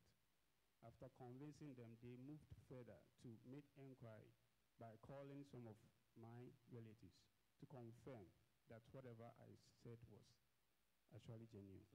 So what you are saying is just by word of mouth. If I make any claim, then I tell my relatives I'm applying for this scholarship, someone would call you and then just let the person know that I am needy. And then they call them and your relatives also confirm that you are needy. Is that enough to confirm that one person is needy or not? First of all, that is not enough, but I want to know what you do if you want to secure funding for needy students. Yes. How will you know that this person is needy or not? That's all I want to know. Yeah, if the person hasn't been able to pay fees at least to 50%. If I've not paid 50% of my fees, it means I'm needy. And for the fact that after going through some, finding more from the students, you get to know that these students actually need it. And we cannot go into details to actually, visit where the person stays. It will even, it's additional cost. But what we can do is involving the person first. The person will definitely have to prove to us. And it's all about getting the person to be interviewed. Okay, it's fine. Because I wanted you to show us how you let the person prove. Because if I come, how do you know I'm needy or not? I can just come, dress shabbily, sit in front of you, and then just throw lies at you, have a number of people to also back me up. How do you validate that? That's what I wanted to know. But I think we are spending too much time on that. What I want to know, again, is on the Grasag Research Fund. Okay. How are you going to ensure you get more funds into the coffers? Yeah, so the Grasag Research Fund just started this year, and we had the information that 70 students are going to be awarded. But if we are seeking to expand it, then we need to engage institutions who are interested in educational matters so that they can consider sponsoring such initiative, because it's a good initiative, and we have a lot of people who would want to be considered for this sponsorship. So we can approach institutions and organizations so that they can actually support or sponsor this initiative. Do you have any institution or company? Yes, for example, MasterCard. MasterCard is doing a lot all around. Youth empowerment, entrepreneurship, and Why a do you lot. think MasterCard is doing a lot around? Yes. Don't you think you are going to overburden them and it will take a very long time before you get from them? Why don't you go to someone or an institution that is willing to give but is less burdened than MasterCard? That is your opinion, but we have not tried them. What if we try them today and it comes just tonight? So we should try. Hold on. So you are saying we should be doing try and error. Not try and error, but what you were saying is in a way that it cannot be successful. But I'm telling you that it can be. Your explanation actually tells me that it will be difficult for me to get from MasterCard because they are doing a lot for others. But I'm trying to convince you that it's going to be possible because it can come even today. If we actually put our structures together so well and we convince them enough, then it will come even today. All right, so you also stated in your manifesto that you're going to enhance financial transparency and accountability.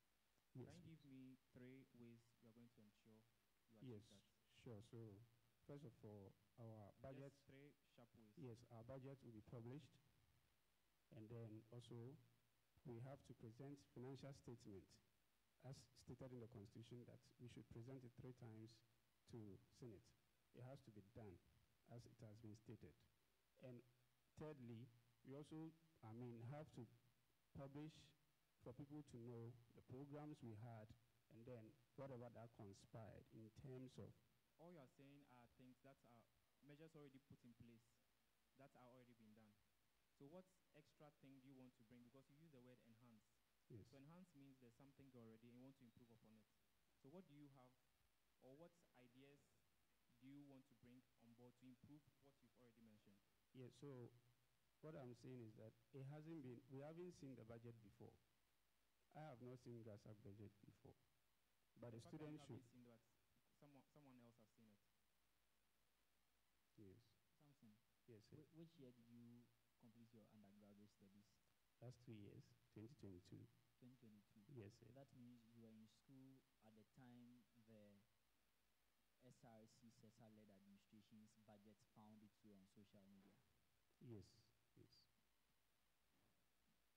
Knowing that, taking cognizance of all that surrounded publishing the SRC budget for maybe the very first time in a long while, do you think it is advisable to publish the Grasag budget?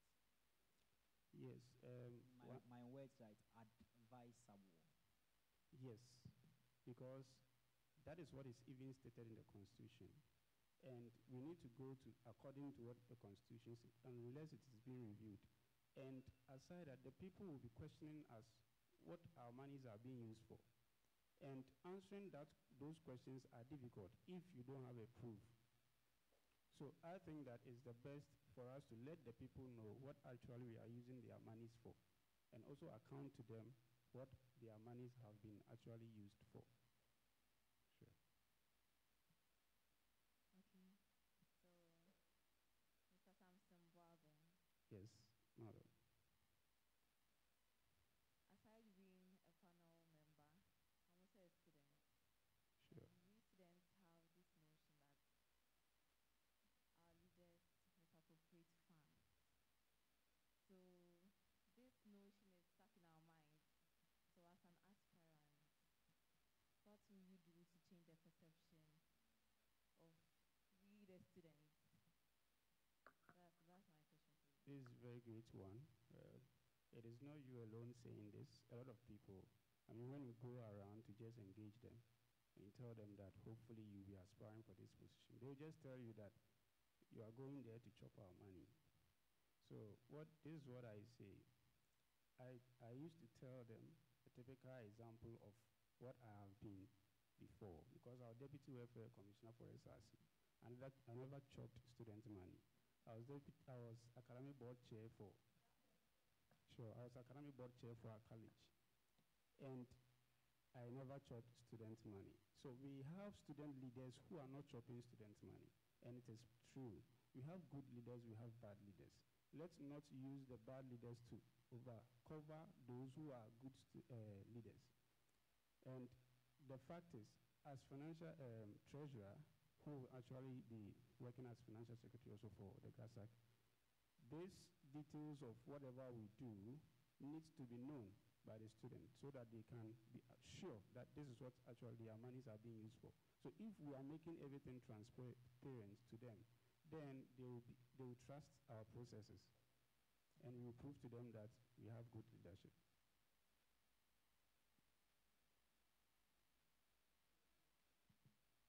Okay, so as part of your key policies, how do you intend to use data analytics skills to help your office? Like, how is going to be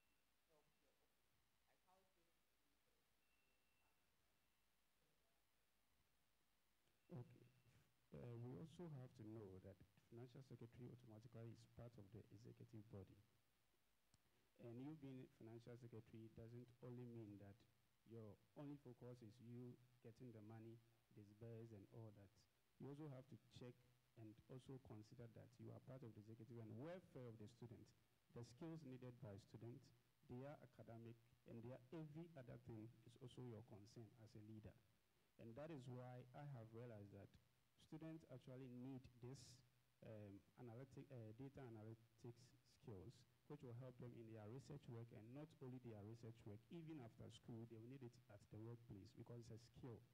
And at my office, even we need such a skill in the preparation of the budget and any other thing.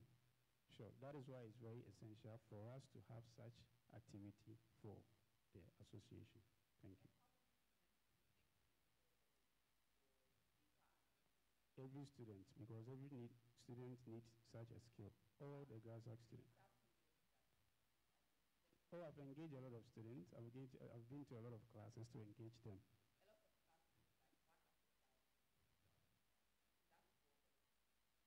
Come again?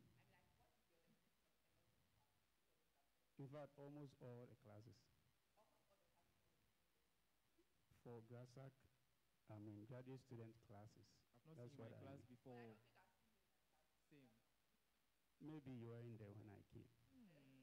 You know my class.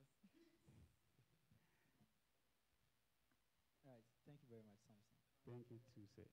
Samson, do you know what the finance officer does for the university? The finance officer? Yes, do you know what he does for the university? I don't have much thought about Do what. you know what he does for the university? Yes, he has to.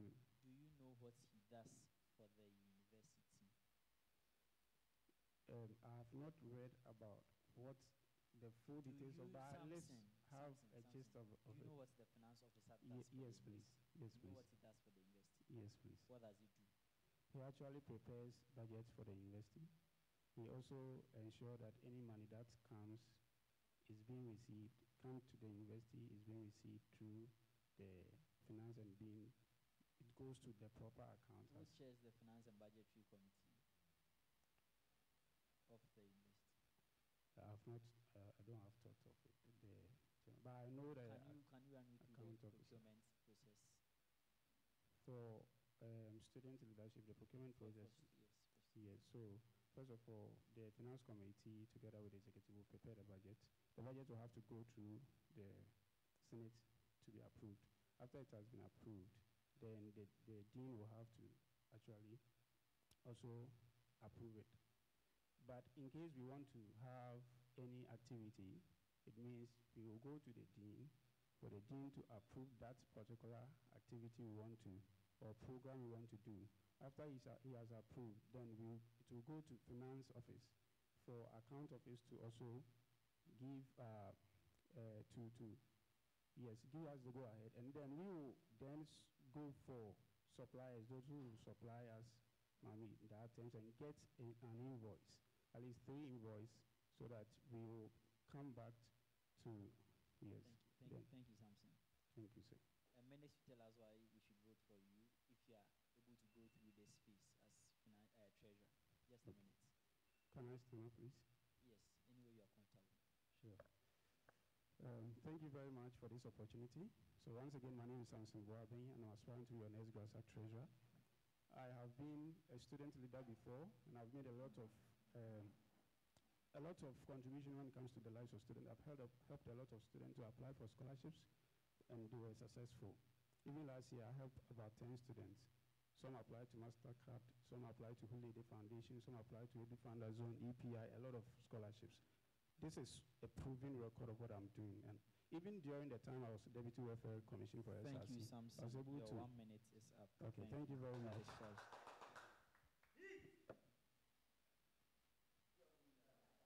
Okay, thank you very much. Sure, have a nice day. Please, can I take the water?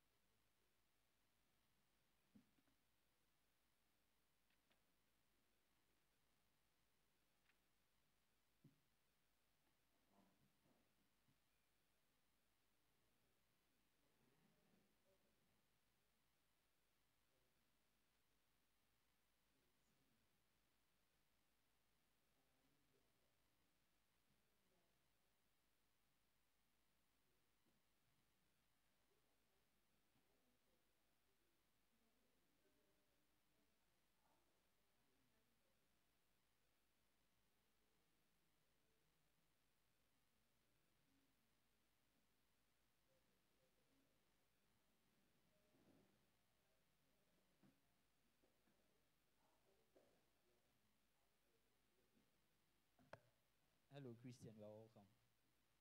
Please, you may take your seat. Thank you. Please, can we get water for Christian? Christian, are you comfortable in your chair? Yes, please. All right. Please, you briefly introduce yourself and then you tell us why you are here. My panel members will take it up from there. Okay. My name is Jeff Adedi Christian, a first-year MPhil Agribusiness Management student in the Department of Agri-Economics, Agribusiness and Extension. So over the years, I've engaged in work and also volunteerism, and I've gathered skills, necessary skills that I believe will help me run this office if I'm able to win. I've also worked as the financial secretary for College of Agriculture and Natural Resources Students Association, that's CANASA, under the presidency of Mr. Israel Ahedo, also known as Catalyst. And I've also worked with HMMF Ghana Limited as an operations manager. I've also worked with Orphan Farms Ghana Limited, a subsidiary of Kandapar Group, also as a farm manager. So I believe that with these places that I've worked with and the experience that I've gathered, I can be able to manage my office given the opportunity. Thank you very much. So, Jeff, why are you here?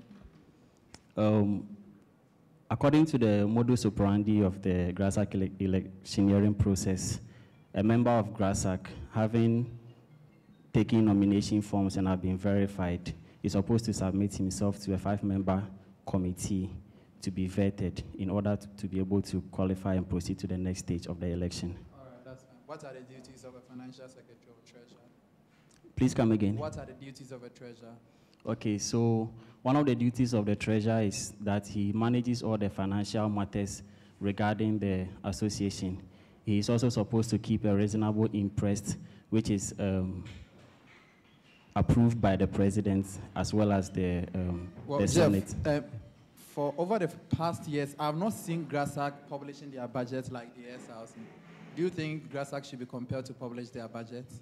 Yes, in order to uphold transparency and accountability, I believe that Grasag should be able to publish its budget. And So are you stating it on authority that if you become the next treasurer, you will ensure that Grasag, the next Grasag administration, will publish their budget? It's actually one of the things I seek to do. That is, we may be able to amend the constitution and make it mandatory for every succeeding Grasag treasurer to publish their budget as well as their financial statements. Did you publish your budget when you were the financial secretary or treasurer for your department or company? At Kanasa, yes, please, I did. All right, that's fine. Can you draw a budget in less than a minute? We want to know the things that are very necessary when you are drawing a budget. Okay, so first of all, budgets is a future estimation of receipts and expenditure that is going to be made by an institution or organization. So first of all, the budget, if I'm going to prepare, will have the name of the institution, and in this case, Grasag, is going to outline the sources of income, which one of them is the student dues. If there is any grant, I'll add that, and then if there is any donation from any institution or donor partners, I'll add that. Then I'll also list all our expenses having been approved by the Senate. Thank you. Then is that all? What are the necessary things that we are supposed to? If we pick this budget, how do we ascertain that this is a valid budget? Those are the things that I'm asking. Okay, it must have the date of the time that it's been prepared. It must have the signature of the treasurer as well as the president, and then having been read, it has to be approved. All right, that's fine.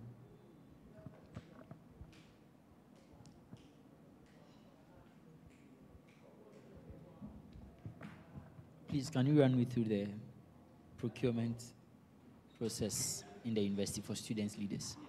Okay, so the KNSC procurement process actually follows the National Procurement Act 663 in the Constitution. So for Grasag, for instance, having read the budget to the Senate, which has been approved, I'll send that budget to the Dean of Students or DOSA for approval. Then if there is any expenditure that needs to be made, I'll write a request for funds to the Dean, Directorate of Student Affairs, who will then forward minutes on it and forward it to the accounts office. Then I'll present with the account office pro forma invoice. Pro forma invoice in this case are invoices given ahead of time from different vendors to show the prices of the items that we need to buy. Then having carefully scrutinized these pro forma invoices, we pick one of them. Christian, you understand the bureaucracies in the system. Yes, please. So how are you going to ensure that at every point in time you want to have a program, there are funds to run the program, regardless of the very difficult bureaucratic processes we go through? Okay, so first of all, one of the things I seek to do is that during the long vac, we can, myself in collaboration with the executive committee and the finance committee, we prepare our budgets on time so that as soon as school resumes, we can have the first Senate meeting where the budget is supposed to be read for fast approval so that we can do all these things in time, having considered the fact that there is bureaucracy in the system. Thank you. Is pre-financing legal? in a university setting? No, I've engaged in one before, which didn't go well with me when I was financial secretary for Canasta, so I'm never going to try that. Yeah. Is there a legal process in a university setting? It's legal, but I wouldn't recommend that. Pre-financing? Yes, please.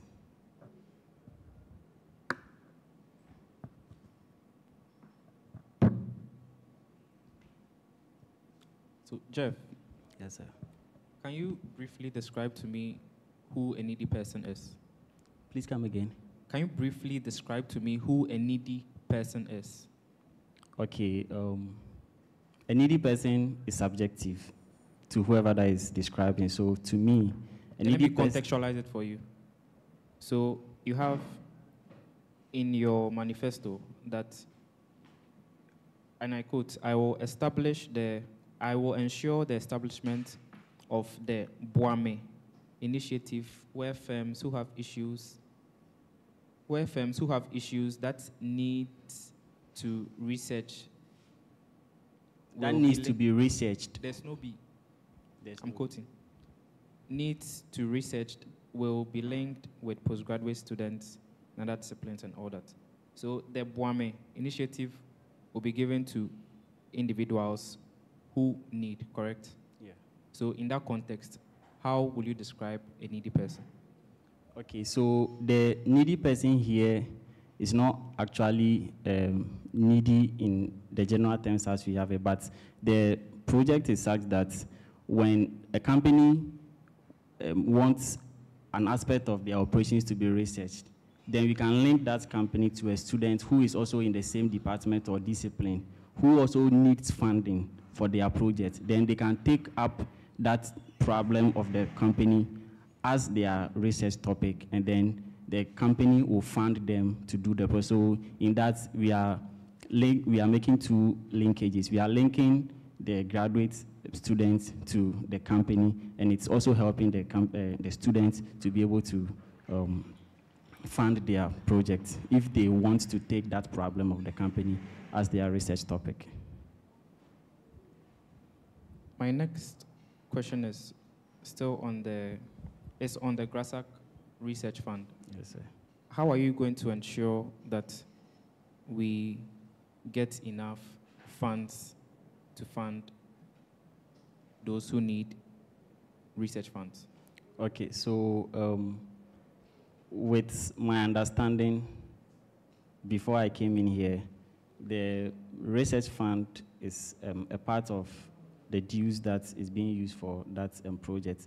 So what I want to do is that there are other programs that Grasag, the executive committee will want to take up. We would want to seek sponsorship for those programs.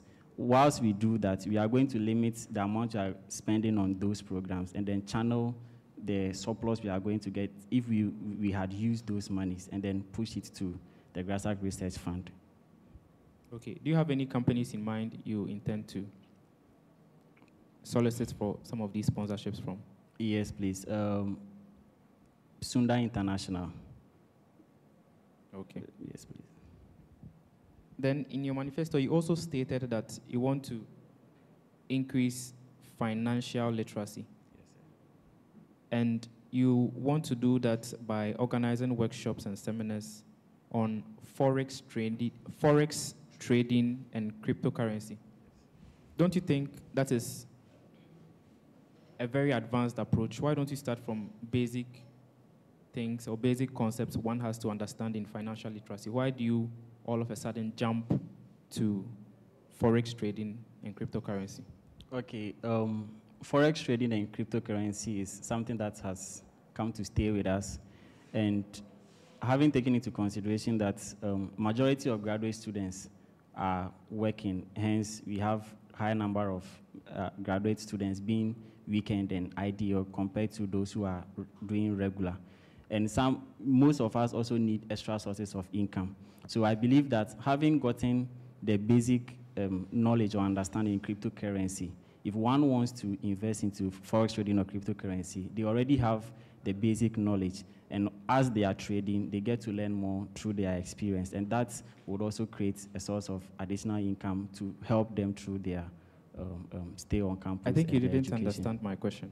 Okay. Because you want to improve financial literacy, am I Yes, correct? yes. But you want to do so using forex trading Yes. and cryptocurrency. Yes. So I'm asking why that approach instead of teaching them on common basic things, let's say treasury bills, fixed deposits, why forex trading? Why don't you start from maybe something very elementary, but you jump to forex trading? Okay, I'll put that also on thoughts and then add it to the forex trading. Yeah. Okay. But the forex trading is more of opening up our understanding of forex and how it works, which is also a level of literacy. Okay. Yeah. So, Mr. Adedi. Yes, right? please. Yeah. Mr. Adedi, I hope you know one of the core values of KNUST is integrity. Integrity. Yes, please. Yes, you're aware of that. So put yourself in this scenario. Assuming you are voted into power, you are the financial Treasurer. the treasurer. Yes, please. You are the Grasag treasurer.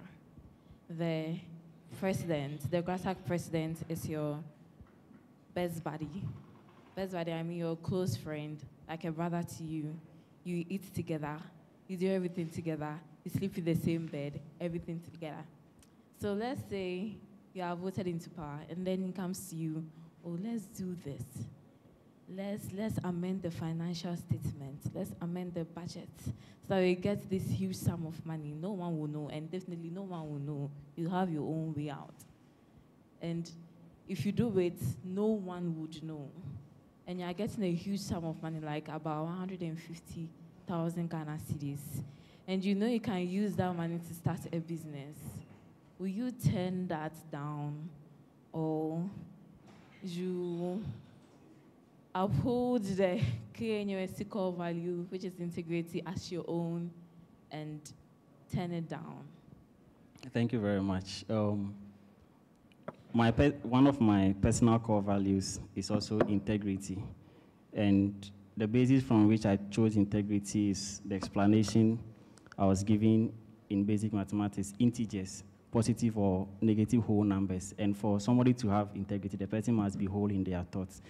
Bringing that to the question you asked, the Grasag funds are public funds and are not in any way supposed to be touched or amended in any way for any personal gain. And in that respect, I would say no. Thank you. Thank you very much, Christian. It was a nice time having you here. Thank you very much. Just a minute to tell us why we should vote for you as, if you go through the process, why we should vote for you as Grasag treasurer. Just a minute. Okay, so once again, my name is Jeff Christian Adedi, studying MPhil Agribusiness Management. I believe that with the skills I've acquired over the years, having worked with different companies and having taught accounting in Oyoko Methodist Senior High School with 70% of my students having A, I believe that I can be able to manage the finances of Grasag very well with transparency and effectiveness. So I believe that given the opportunity, I'll bring to light transparency and accountability. Thank you very much, Christian. Thank you very much. Thank you. Thank you. You are discharged. Thank you.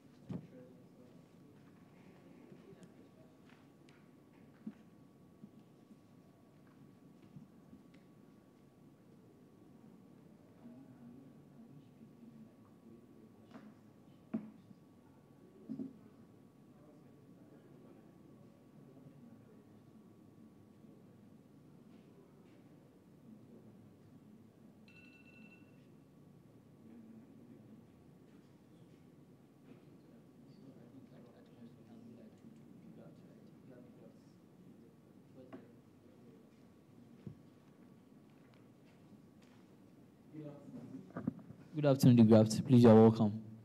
Kindly have your seat.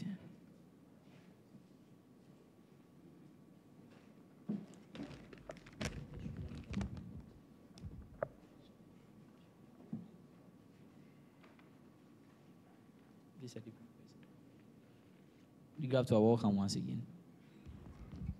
Thank you. Please, you introduce yourself and tell us why you are here. By the way, are you comfortable? Yes, please, I'm comfortable. Yes.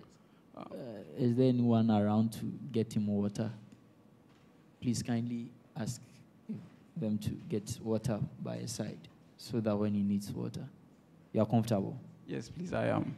Please feel free to lay back, else your back will pain you. All right, you can proceed. Okay, Pepper the Graft is my name.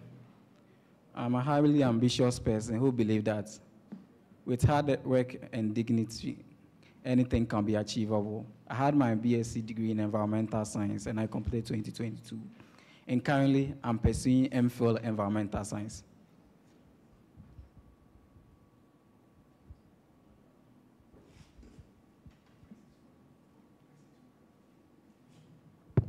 Yes, thank you so very much, the Graft. I asked you to introduce yourself and tell us why you are here. Oh, I didn't get it.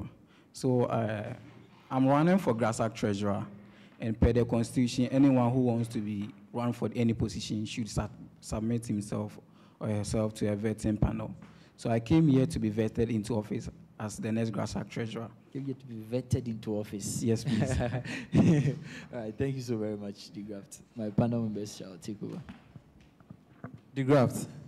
In less than a minute, just in short, how do you draw a budget? We want to know the very important thing that we are supposed to see on a budget to ascertain that this budget is valid. In less than a minute, we just want to know the things that are supposed to be on a budget. Okay, so assuming that Grasag or anyone wants to draw a budget, there are basic things that you must take into consideration: the VAT and the taxes. So this is it. If Grasag would want to purchase anything, or we are organizing a program and there's supposed to be a budget, you have to take into consideration the number of people that are coming. Let's say 50 people are the person you are budgeting for. Then you have to consider the COVID-19 levy, NHI levy, and the GET fund. The COVID is 1%, NHI is 2.5%, and the GET fund is 2.5%, so you know it's 6%. So you have to calculate 6% off on the total, on the subtotal.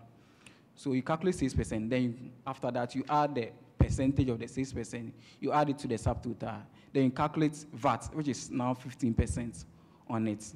Then you add all of them, then it becomes the grand total. So after doing that, what are the most important things that we are supposed to see on a budget? If I pick this budget, how do I sustain it? How do I state that this budget is valid? That is what I want to know. So what will make this budget valid if I pick it? So after everything, then it has to go through various processes. So the Senate would have to approve, then it has to go to the appropriate process. But then the main signatories are the president and the treasurer. All right, that's fine. You have to kindly run me through the procurement process for student leaders in the university. Okay, so I would want to use an example for easy explanation. So let's say we would want to buy Kinky for a program.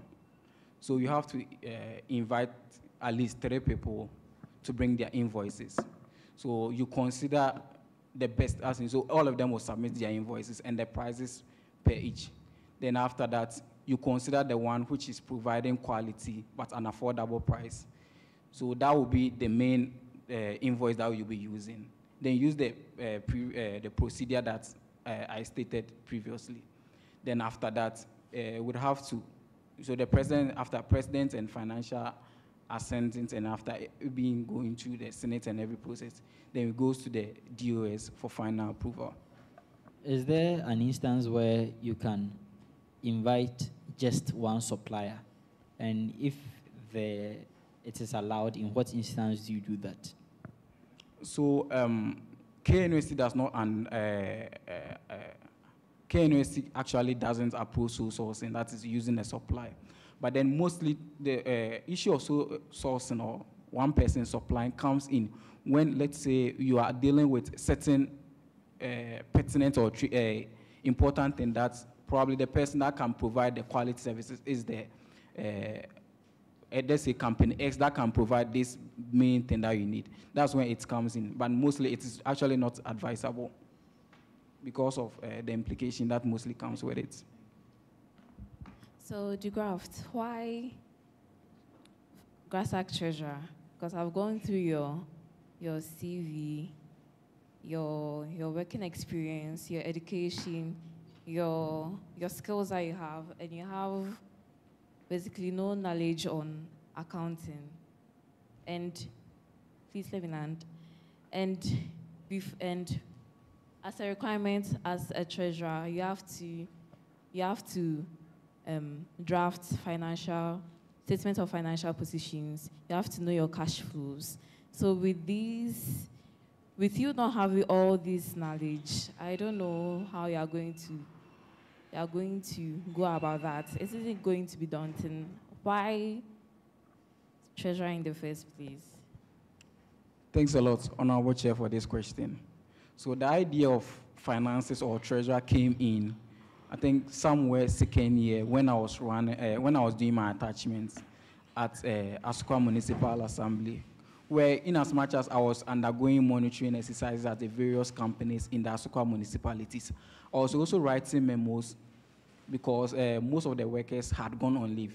So I was writing financial memos to request for funds and other stuff. So when we resumed, that's when we got to second year.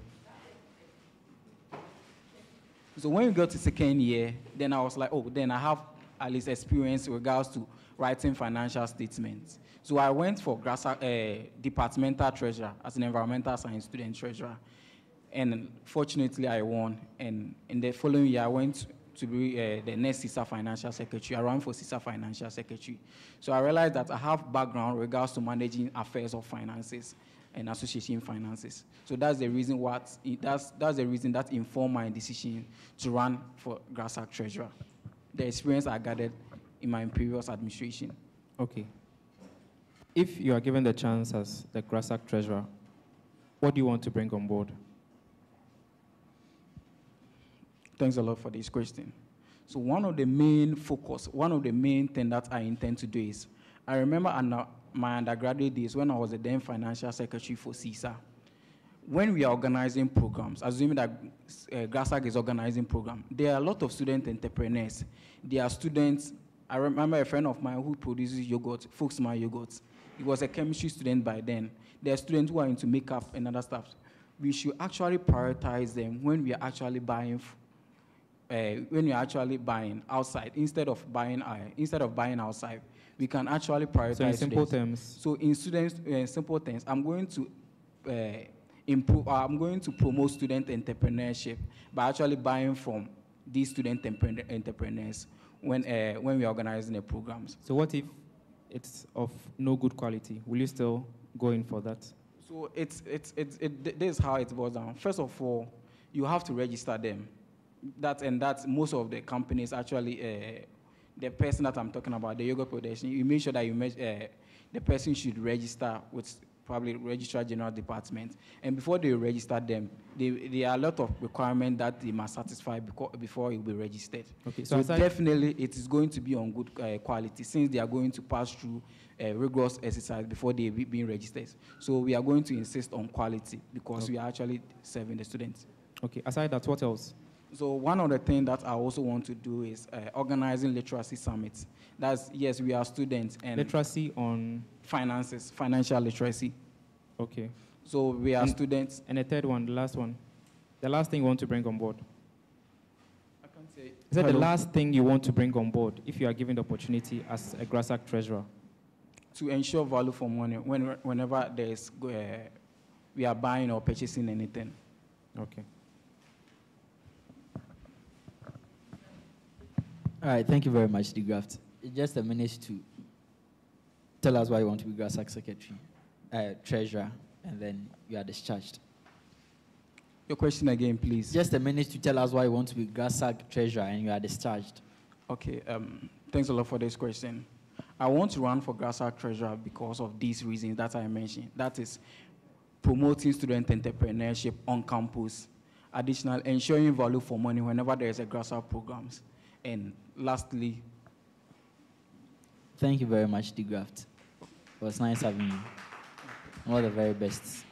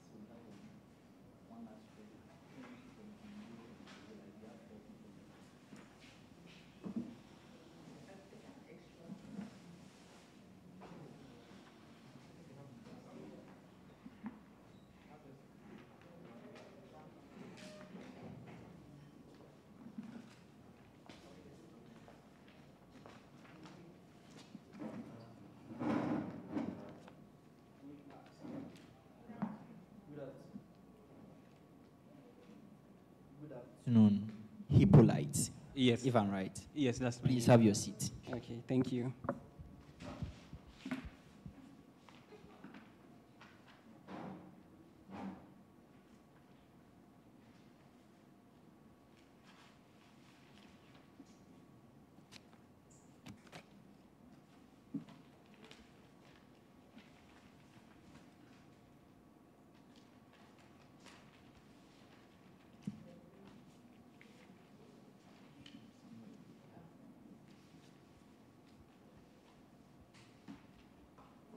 Hippolyte, you can briefly introduce yourself and tell us why you are here.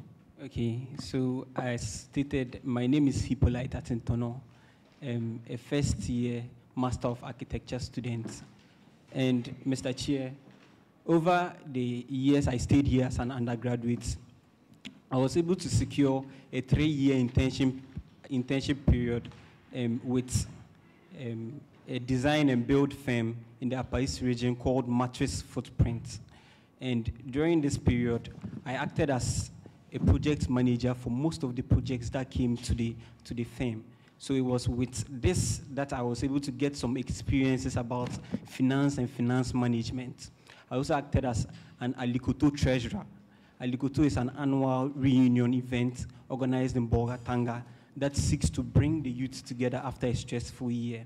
And during my tenure as treasurer, I was able to secure some funds from private individuals and corporations to bring Sefa, a Ghanaian musician, to the Upper East region. So that was one of my accomplishments. I also served as EC for my department within the academic period of 2023-2024. And within that period, I acted as EC, and I conducted one of the, if I should say, fairest elections the department has ever held. Yes, so it is with all these qualities that I come in front of this competent panel to subject myself under vetting and scrutinization to appear on the ballot sheet. Thank you very much, Mr. Chairman. Thank you, Hippolyte. My other panel members will take it. Hippolyte, that's your name, right? Yes, Hippolyte. Oh, okay. You want to be a treasurer. In Yes. just less than a minute, we want to know the very important things that we are supposed to see to validate a budget or to state that this budget is valid. Can you take us through then probably the things that we are supposed to see in less than a minute, please? Right. So a budget basically contains the incomes and the expected incomes and expenditure of a program or a project. So it basically deals with the title of the organization which the budget serves, the duration which it was prepared, the list of expenditure, the list of incomes, and then signed, in our context, signed by the financial secretary and the president and and the president and the Senate. Do you think budgets, Grasag budget should be published? Yes, it's part of the main hallmarks of the establishment of the financial commission or position. Yeah, It is part of. it's a hallmark of a financial secretary that you should at least publish your budget, if not to the general public, but So to are you the stating Senate. it on authority that if you become the next treasurer, you will publish your budget? Yes, that's what I'm saying. All right. Yes. Nubolite, yes. Quickly run me through the procurement process in the university community for Okay. student leaders. Yes, so the procurement, I think, deals with the competitive procurement processes. For instance, when a budget is prepared and then it's endorsed by our local levels, I'll call the Grasag establishment a local level, and it goes to the top. It goes to the Dean of Students, Director of Students Affairs, Professor Wilson Ajari. And after it had been confirmed from that side, we take it to the finance office. And from the finance office, what happens is we look for competitive tenders for the provisions of the particular expenditure we would want to spend on. And then we look at the least but quality goods that will be available, and then we purchase that. Do you think the emphasis should always be on the least but quality? Yes, because it's an association, and I think we should really look at maximizing the little bit that we have and utilizing it well. So if we are able to get a tender document that has the list. Are you able to just invite one supplier? No, so you invite 3 to tender for it. Why are you unable to invite one supplier? So I think it's the procurement method that is existing in the school. That at least we don't use a negotiation. The one you're referring to is a negotiation, but then we use a competitive tender. The opposite of the competitive tendering is negotiation. So if you're inviting one tender person to come and tender, it means that you would have to come to a consensus. What is the name of that? Yes, that's a negotiation. What is sole sourcing? Please, I'm not privy to that yet. I'm not privy to sole sourcing, but you are privy to. Yes, those are the rudiments that I know of per my study. Yeah.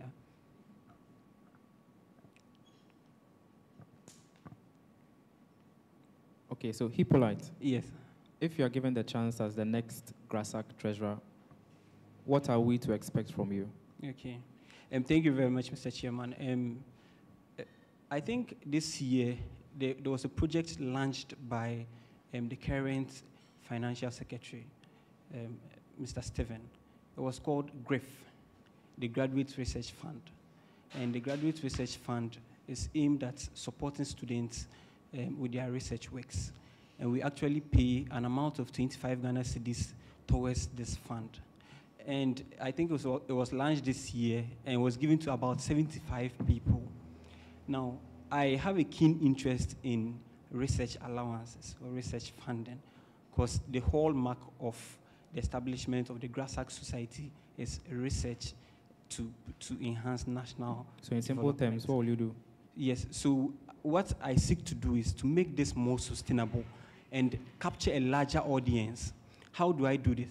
I reach out to private individuals and the corporations that have the same interest in national development to come on board to support us, because we cannot keep taxing ourselves for funds to support these research activities. That we reach out to private individuals and they come in and support us with amounts that we can catch a larger audience to support the motion. Okay. Aside that, what else?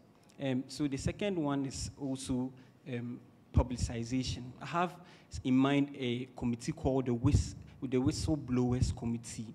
It's going to be an unpaid type of job under my service. And what we will do is that the Whistleblowers Committee is going to be made up of 2 persons from each of the colleges and representatives from the ideal campuses. And what we will do is that when we have financial benefits for students, we'll go around and educate students about the processes and methods of getting this funding? Because it looks like this year when the research graph was launched, not a large number of students knew about it, so you didn't have a lot of people applying. So But their main role is to do what? To go around and sensitize students about the application methods. Then what will be the relevance of the General Secretary? I thought she's supposed to help in conjunction with the PRO and the rest to disseminate information. Yes, so that's what's happening this year, and it hasn't really gone so far.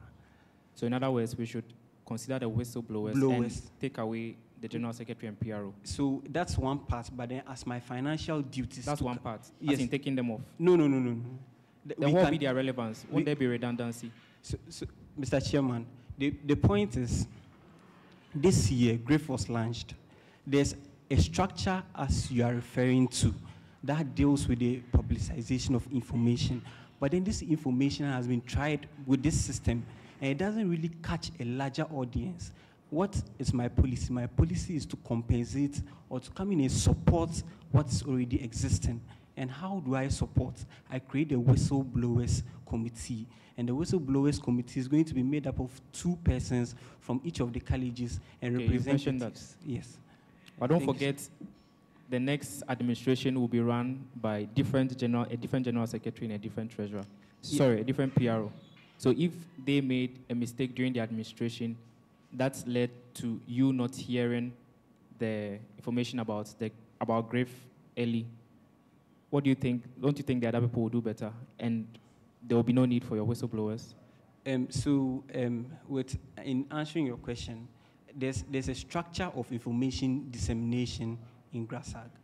And so if new people come, they would automatically have to follow the same structure. But then it's an idea that I have to augment what they do. So it's not totally replacing what they are doing. They have other things to share, but then with the financial part, in order to get the students involved, I'm creating a whistleblowers committee to augment the services of the General Secretary. All right. My last question will be on transparency and strategic financial management, as stated in your manifesto. Yeah. Can you give me one of your most unique ways you think you are going to use in ensuring transparency and a strategic financial management? Thank you very much, Mr. Chairman. So what I realized was, my solution. So post. I am the chairman. You want the chairman? Why? Oh, Mr. Chairman, I thought any question that comes out from the panel, I'm supposed to refer to it as from your mouth. That's why.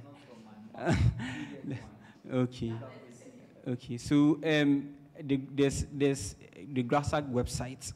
So apart from presenting the budget for the audits at the Senate level, I also try as much as possible to get my stuff ready in order to publicize it on the website for people to see. That's if you are really interested in knowing Grasag activities and our expenditure. Thank you so much. Okay, Hippolyte.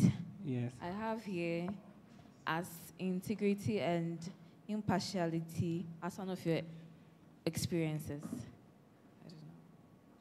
My question is, I have to go around transport hostel, and I happened to meet some international students that they were complaining about the grave. They were saying that the grave, they are being impartial in the sense that they consider the Ghanaians more than them. So there's this kind of favoritism, this kind of impartiality in there. So my question is, so if you were talking about grave, about the whistleblowers, I'm sure you have something, I'm sure you want to do something about Yes. it. And I don't know how you found, I don't know how. Yeah, so I think I can come in here. So with the grave, per my knowledge, I stand to be corrected. There's a panel that's set to evaluate the synopsis you submit before you are given the 3,000 before the 3,000 Ghana cedis is given to you. So I don't really think there's a bit of partiality in there. But then how do I come in and then bluster this? What I'm saying is I'll go out there, get more revenue, bring it back on campus, and then share it among the students so that it catches a wider audience. In that case, when you go through the process and then you don't really get it, you know that it's really fair. Thank you, Hippolyte. Yeah. Hippolyte, 30 seconds, tell us why you want to be Grasag treasurer. Yes, so as I mentioned earlier, I have worked as a project manager. I have gained some rudiments about financial literacy, and I've also served in a position that elaborates on fairness. And so with all these qualities, I think that if Thank you so very much, Hippolyte. It was nice having you. Thank you so much. You have an interesting way of holding conversations.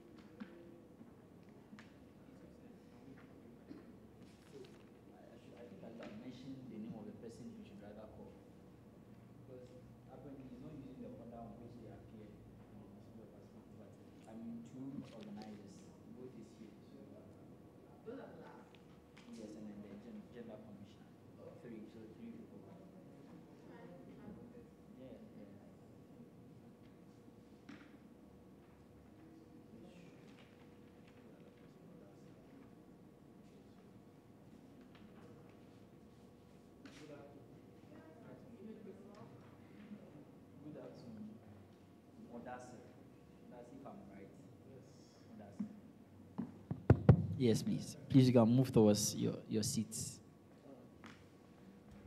And then you can comfortably have your seat. Thank you very much. Please, help us. It looks like today you'll be the one helping us. Help us to get water for Mudassir. Mudassir, are you comfortable in your seats? Yes, I'm very comfortable. Okay. Okay, thank you. Mudassir, why are you here? Thank you very much, please. I'm here to be vetted.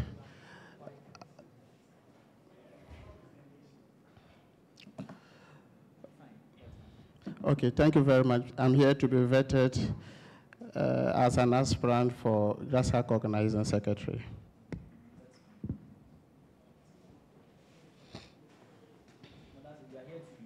For Grasag Organizing Secretary? Yes. Why are you here to be vetted for Grasag Organizing Secretary? What's compelling you to be here? Because I applied for the position of the Grasag Organizing Secretary as a student for this institution. And I believe I have the qualities and what it takes to be the organizer for this, for Grasag in this institution. Yeah. Thank you, Mudassir. That is why you are here to be vetted, if I get it right. Yes, and because I have been invited. Because you have been invited? Yes. But who invited you? Electoral Commission. The Electoral Commissioner invited you? Yes. Okay. All right. Thank you. Mudassir, there is always a low turnout for Grasag events. Okay. What do you intend to get as the highest turnout for our events in your administration should you become the next organizing secretary? Okay, thank you for the question. But please, it's like the mic is not on. So you didn't get what I said? I get it, but I struggle to. Okay. Yes. So should I repeat it? No, I get it though. Oh, okay. I get you. So what I will do as an organizing secretary to Grasag, if I'm elected into power, is I would try to always make sure that I put communication to be my priority. Make sure that before any event comes on, I spread the communication to every member and every board, every member of the board, to always make it a point to come to the event. And also try as much as possible to motivate, to do things, bring into play things that can motivate members to always come to Grasag events. So I want to attend a mental health program. Sorry, how do you intend motivating me at the program? Mental health program. Yeah. Well, I would meet you either. So we're going to motivate attendees, meaning those people who will come for the program. So how do you intend motivating us? Yes. So just relating to the question you asked, first of all, I'll tell you some of the benefits for the program that you will be coming to attend, and try to tell you what awaits you, and that's it. How different is what you're saying from the role of the General Secretary? Because then if it's about information, the General Secretary can do that as well. Well, thank you. The General Secretary, I believe, is to be taking the minutes for every event that goes on, and as well the documentation of the activities that Grasag will be holding. But as an organizing secretary, I believe it is my duty to make sure that I secure the venues and make sure the events are organized, meetings, seminars, what have you, are organized in a manner that it will be encouraging and it will be self-motivating.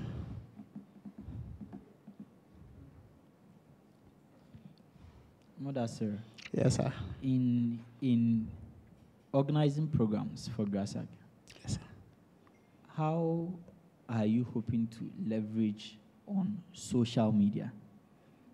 Leverage on social media to have as many people as possible attend Grasag programs? Well, first of all, thank you very much. First of all, I will make sure that I spread the news or information about events that will be coming on social media. For instance, all the social media handles we have, and I'll make sure the news is advertised on it earlier, like a month, if I have the chance, opportunity, a month before the event, and I'll make sure I do it weekly, intermittent, so that it will be on the minds of members before the event sets off. All the social media handles, I'll take them into if you have to, if you have to organize a program impromptu, and you have a week or two to the program, yes, how are you going to ensure that you disseminate this information such that it doesn't become a nuisance to the receivers? Well, since I'm not working alone, if I have the opportunity to invite other members of the board to help me in that, I will. And if everybody seems to be busy or if the offices are occupied, then I'll make sure that I still use the social media, and as well one-on-one if I can have the opportunity to meet different colleges, and then especially the college reps, I'll invite them and I'll tell them what we are planning to do, and it's an impromptu, so for that matter, first of all, I'll even apologize because people need this before you proceed with whatever you have. Okay. What issues have you spotted with the current administration with regards to what the organizing secretary? You said what issues? Yes. What issues or what problems have you seen that you think when you come on board, you'll be able to revert or you make better? Well,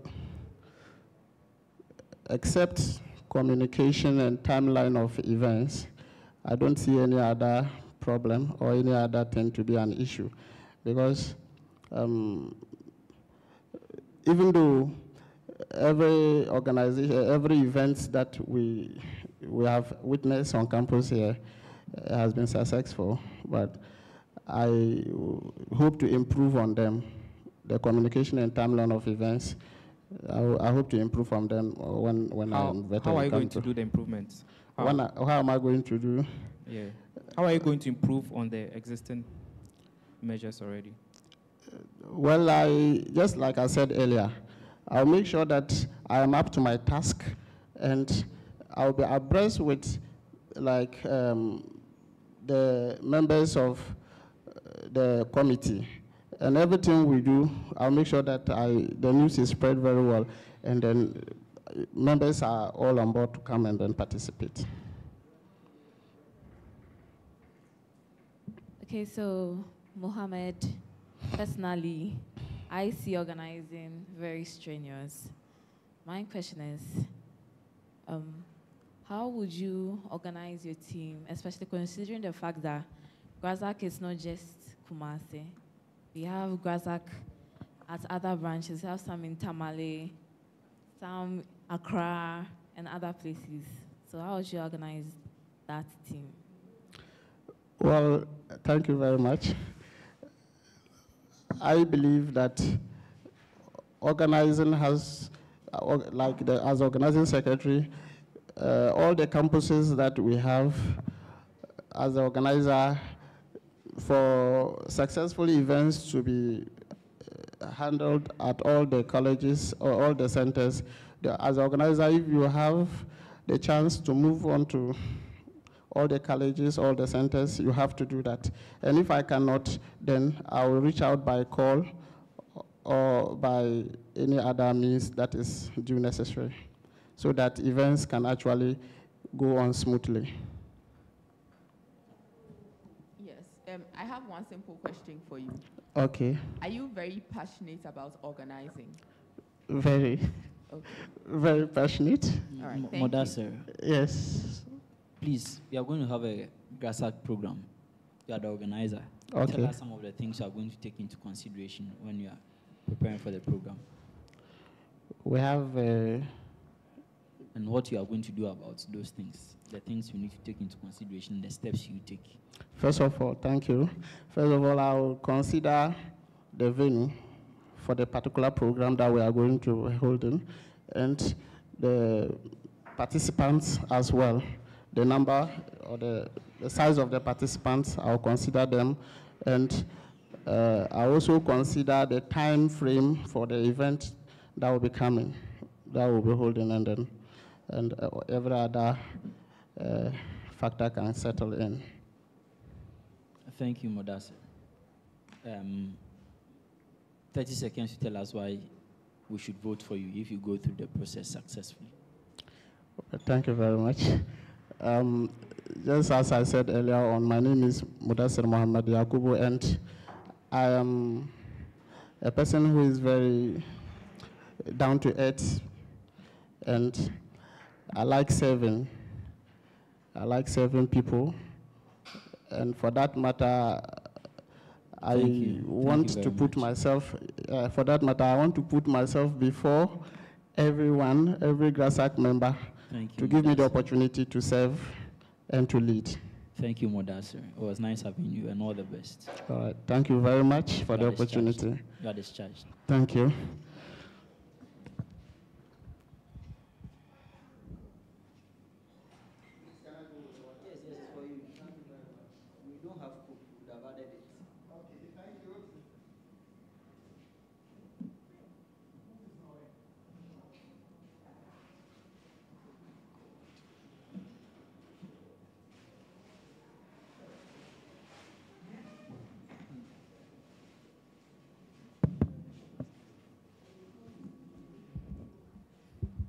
Good afternoon, ladies and gentlemen.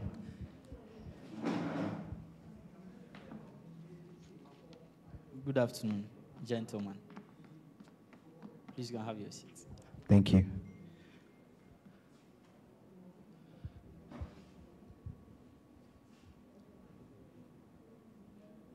Please, a brief introduction of yourself, and then you tell us why you are here.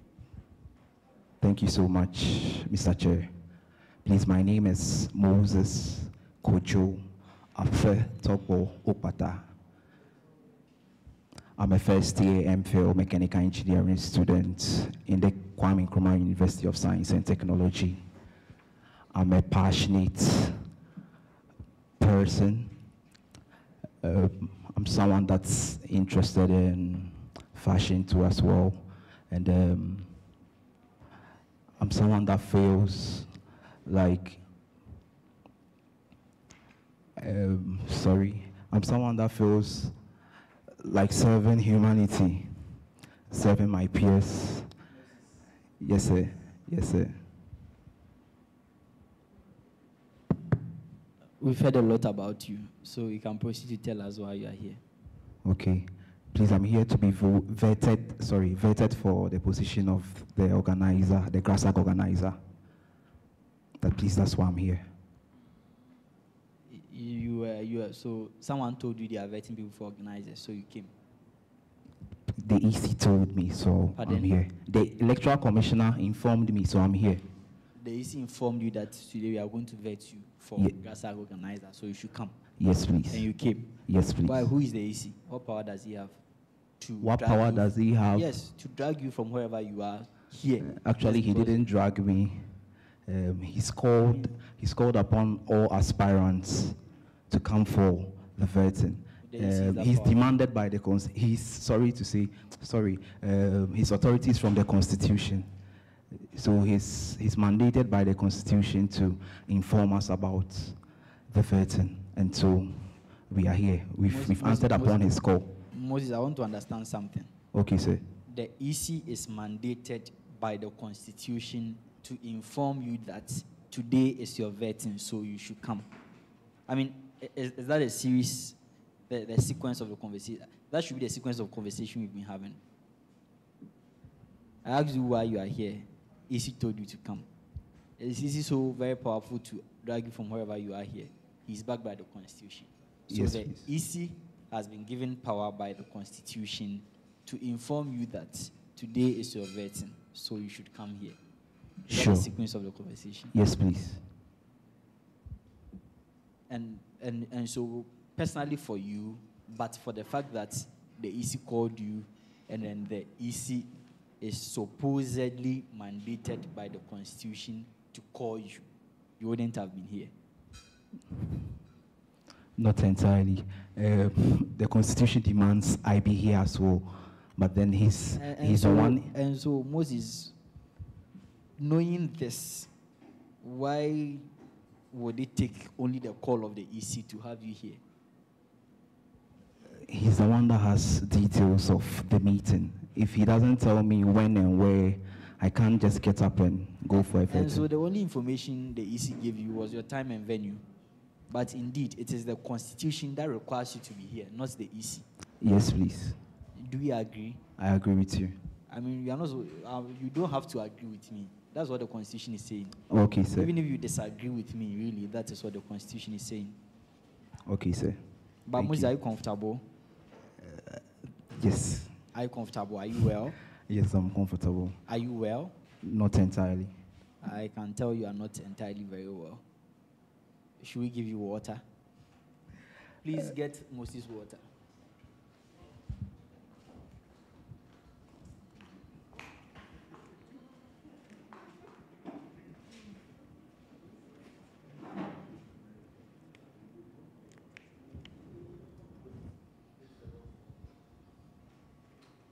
You are a bit right. I'm actually taking malaria medication, so I'm not entirely well. But I'm okay. As it stands now, I'm okay. Are you comfortable in your chair? Yes, please. I'm not having any back pains. No, at all. Okay. Right. My panel members will proceed and I shall conclude with you. Thank you, sir. Moses, Yes, sir. there is always a low turnout for Grasag events.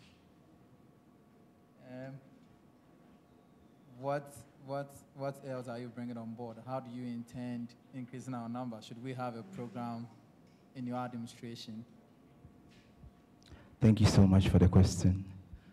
But what, is that the problem you have also discovered, that whenever we're having a program, there is always a low turnout? Not every program.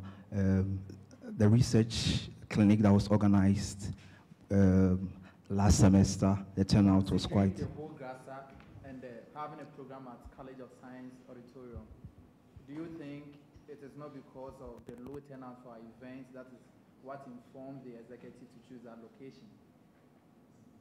Please come again. Sorry, please come again. I'm just trying to say, looking at the whole Grasag, the membership, then our program turnout, and you are citing an example like the research clinic that we had at College of Science Auditorium. Please, it was at the School of Business. All right, that's fine. But then that's the problem I have discovered, that over the years, we've had a low turnout for the events that we've been having. So I just wanted to know if there are any proposed ideas or your policies that is geared towards that solution. That problem, sorry.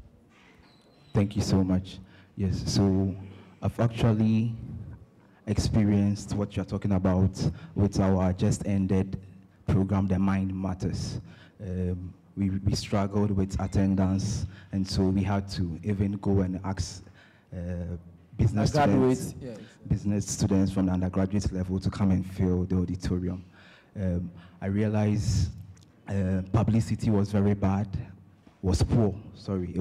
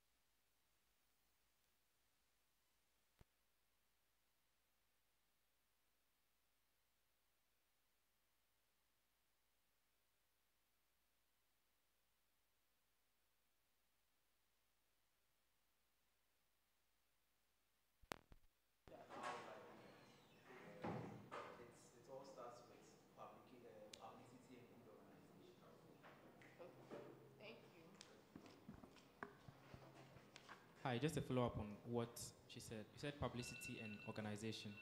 So can you mention one tactic you are going to employ to ensure that you're able to accomplish your desired goal? Thank you so much for your question. There's a saying that when you fail... So, sorry, Moses, are you feeling cold? You are all right? All right, sure. There's a saying that when you fail to plan, you plan to fail. And when I'm voted into power, I would like to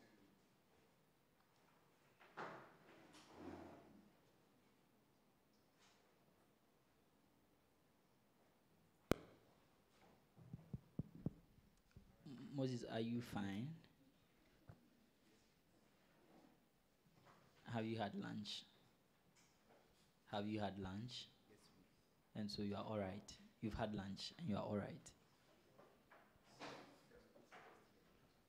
Kindly use the microphone if you can. 1, 2.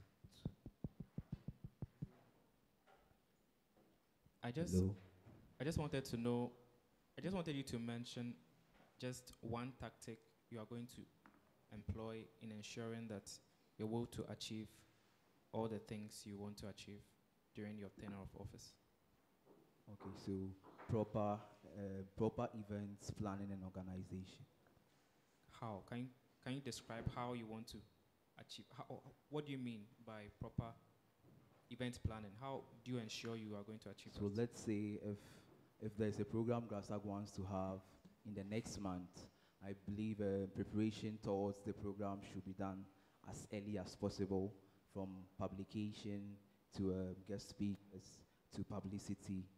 I just believe things have to be done in the right order, as in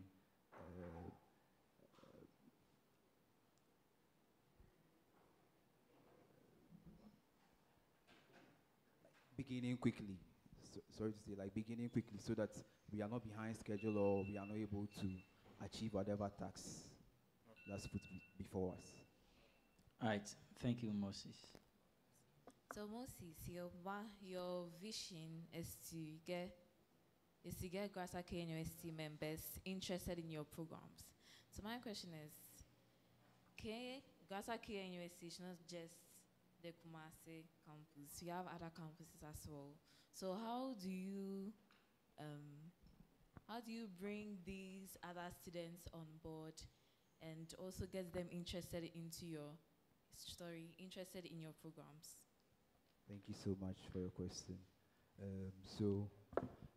When you look at the organizing committee, which is a wing, which is under, when you look at the organizing committee, which the organizer is supposed to chair, there are representatives from each ideal campus. And so these representatives, I believe if I'm able to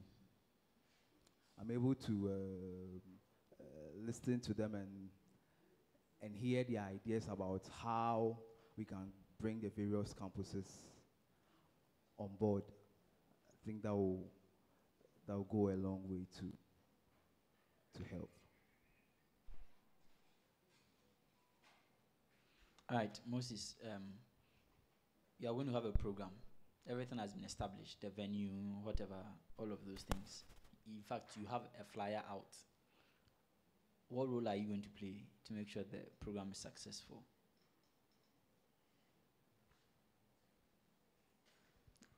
Mind you, I didn't say the venue has been secured. I said all the details have been finalized. You have a flyer out. What role are you going to play to ensure that the program is successful as organizer?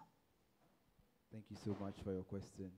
As an organizer, first of all, I'll have to go and see who is in charge of the venue, the facility manager in charge of whatever venue we'll be using. Like, as in sending him a letter to request for the venue. And if the venue will be available on the set date, then from there, together with my organizing committee, we can look at invited guests, sending out letters to invited guests, and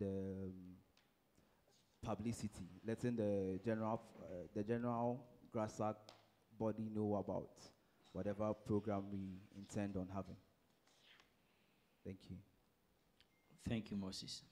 Please, just 30 seconds to tell students present why we should vote for you as Grasag organizer if you go through this process. Thank you. Thank you.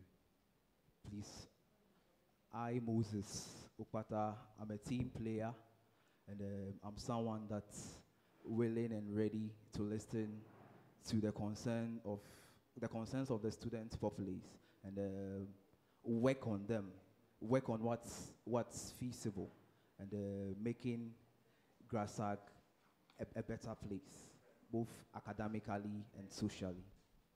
Thank you. Thank you, Moses. Get well soon and all the very best. Thank you. All right, sure. Please, the water is yours. You can take it along. Thank you very much, ladies and gentlemen, for every single. Where is she?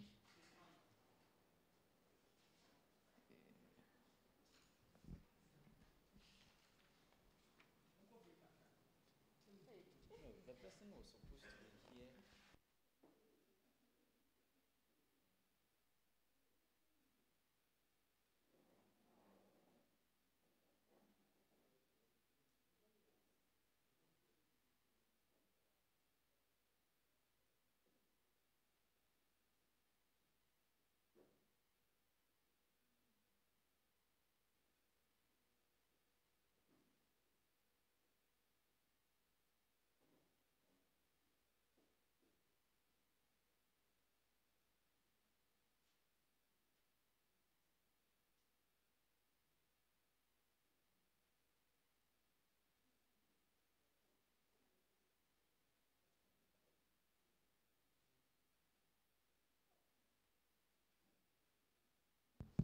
Good afternoon or evening. It's 4 p.m. So it is good. Okay, good evening. You're very welcome. Kindly have your seat.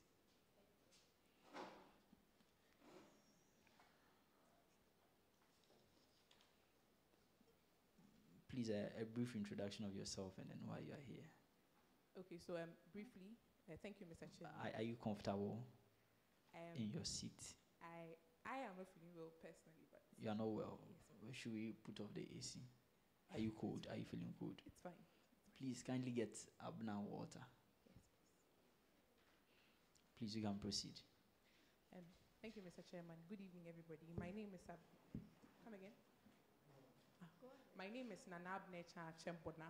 I am an MBA Year 1 student. My specialty is MBA Finance, and I'm here to be vetted for the position of Gender Commissioner for KNUST Grasag.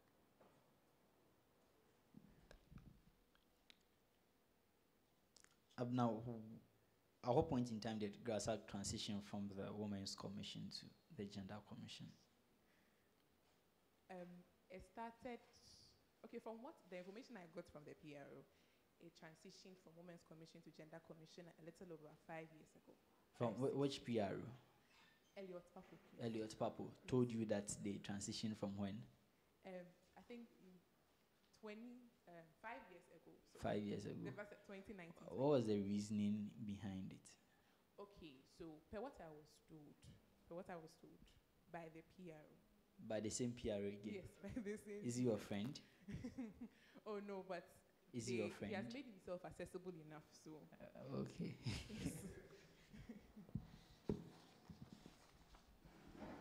I'm listening. Oh, you're listening to my answer. Okay. So from what I was told, I was reliably informed by him that at some point the men, to an extent, felt excluded from all the dealings of Grasag, and so it had to be changed from Women's Commission to Gender Commission. SRCC.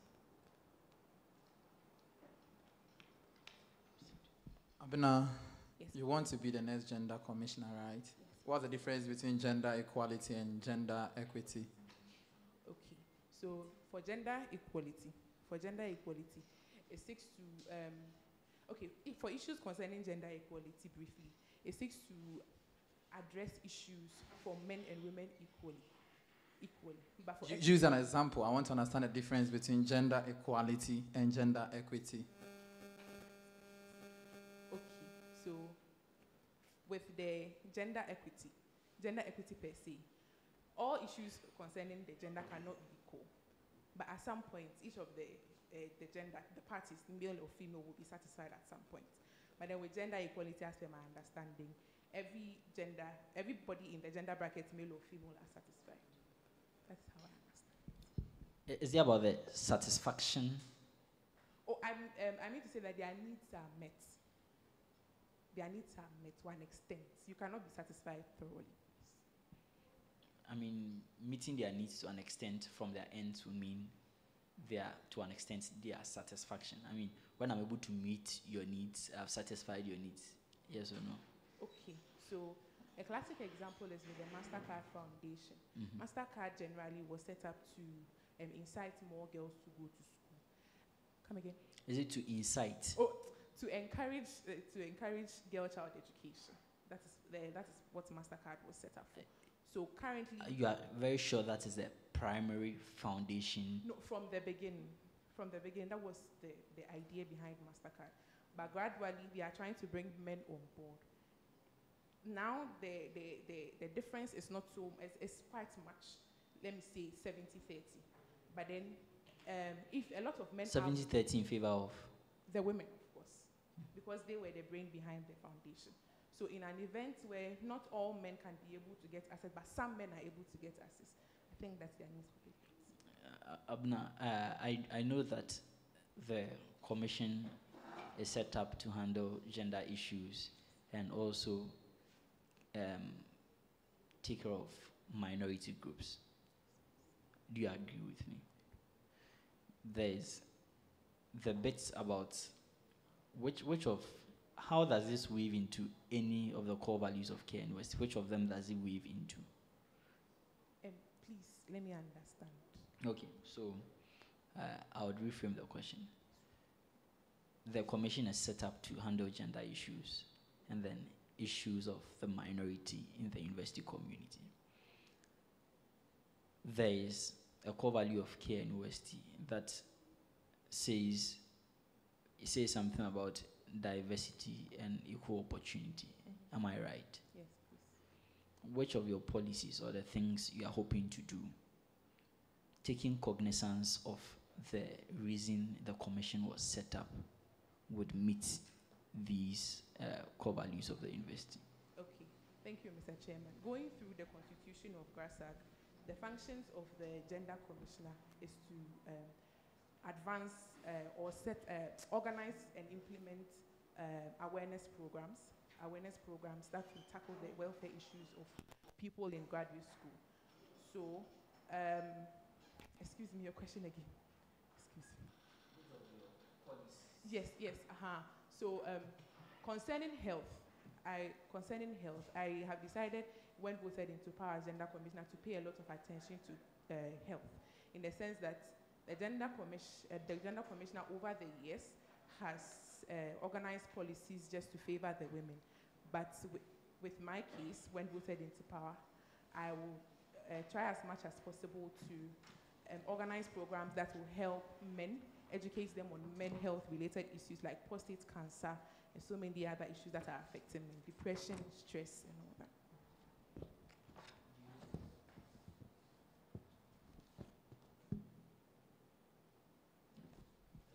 Hello? So on the issue of mental health, Yes. what plan do you have for minority groups? Yes, for the people in the minority, this is my plan to partner with the KNUST Counseling Center and some other people who are mental health advocates, to help champion the mental health issues relating to the minority groups so that they may not feel left out. Have you met postgraduate student counselors yet? Peer counselors? At the orientation, I met one. You met a postgraduate student who is a peer counselor? Oh, the lady who spoke to us at the orientation was, I think, a staff. She wasn't a student. But she was advocating that students who are mental health advocates, postgraduate students who are mental health advocates, should come and see her so that they can enroll them on it. What plan do you have when it comes to issues of mental health and taking care of minority groups, people who are obviously left out? Yeah. There's an issue of who they can relate to, who they can best talk to. I'm not sure postgraduate students will be very comfortable talking to an undergraduate student about mental issues they have or family issues they are taking care of. What plan do you have to get or to have postgraduate peer counselors? Let me use that word. Okay, so like I rightly said minutes ago, it is in the plan of the KNUST Counseling Center to get postgraduate students to become peer counselors. So I'll liaise with the PRO for Grasag in our prospective administration to get people together with You are fond of PROs. together with the secretary so that we can disseminate information to all graduate students. And I think that there should be a package to it, because some way, somehow, people are motivated to do certain things based on the remuneration they might get at the end of the day. So I think that if there's a slight package put to it, people might want to become peer. Do you know whether or not the undergraduate students who are peer counselors receive any remuneration or honoraria? At the moment, I can't speak to that, but like I'm saying that it's all about lobbying.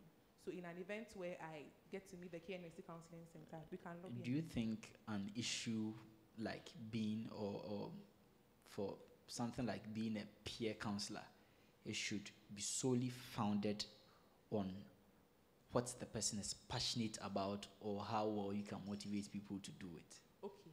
There are some people that generally are passionate about mental health issues and would want to help people out of it, generally. But then they are sort of double motivated if there is an end to it. If there is an end, some people may not see it as a way for them to do a volunteer work. So those who are genuinely passionate about it, it will only be a way of appreciating. But I mean, how do you know this? Because if we even want to look at empirical data and then what we have heard from persons, when we look at the medical doctors who work in the psychiatry units, they are there because they are driven by their passion to be there. In the medical practice, if you are looking for money, the psychiatry unit is one of the least places to look at. If you are looking for a place where you would have the luxury of time to be able to do other things in addition to your medical practice, the psychiatry unit is one of the least places to look at. Time consuming, little remuneration.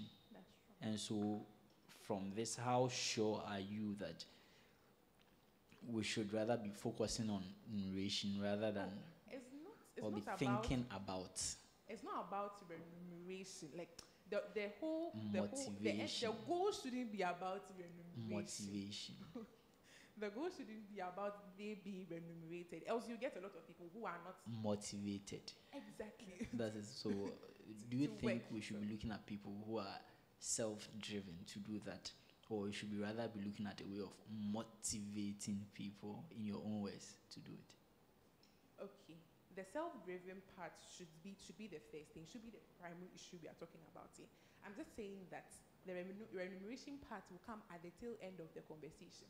Not because the person is requesting it, but then the KNUST Council or even the Gender Commissioner. But generally, not to cut you short, apart from mental health, what plan do you actually have for the student who would ordinarily fall in the minority group? What is your plan for them?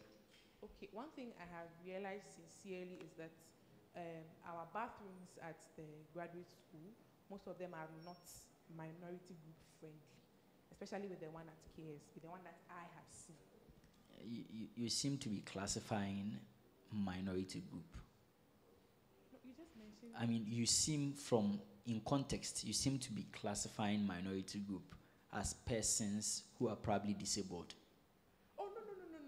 You're just saying that those in the minority, and I'm picking one of them, the minority group, one of them is the disabled people, right? So that is what I'm talking about.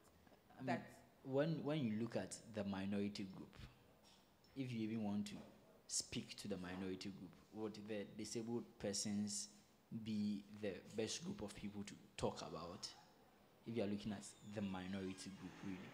Okay, Mr. Chairman, just as you said, what is my plan for the minority group? Yes, exactly. Not a section of the minority group. The minority group. Because I do not have much time, I do not want to be over-ambitious with my plans. So I like to sit and say that, particularly with the people who are disabled, unfortunately, by no reason obvious, we would advance plans and policies to make them comfortable, their life comfortable in KNUST. When you say disabled people, what are you talking about? Persons who are physically challenged. Persons who are physically challenged. Are those people disabled people? Oh no, they don't have their normal ability or like we all have. Are those people disabled persons? Not all of them are. Not the disabled people. Are they all disabled persons? Are people who are physically challenged disabled persons? Are they the same? Do they fall in the same bracket? if you are physically challenged, it doesn't mean you are disabled. Physically challenged, disabled. Not entirely. Not entirely. You are not entirely disabled. Yes. Are physically challenged persons disabled persons? No, they are not.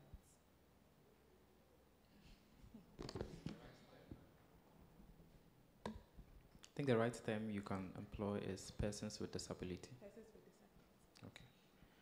So I'm going to ask you a number of questions to verify if you are indeed not going to be biased towards one gender, but you are going to actually show equality and equity among both genders. And so I want you to tell me which month in the year is dedicated to women's mental health awareness. June. That's wrong. What about men? If it is wrong, please can you tell me the right answer? What about men?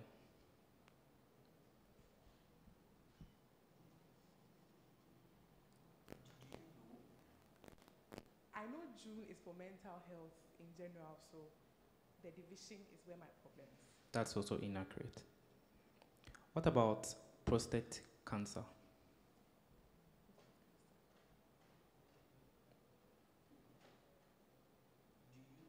Should I move on? Please move on. Cervical cancer.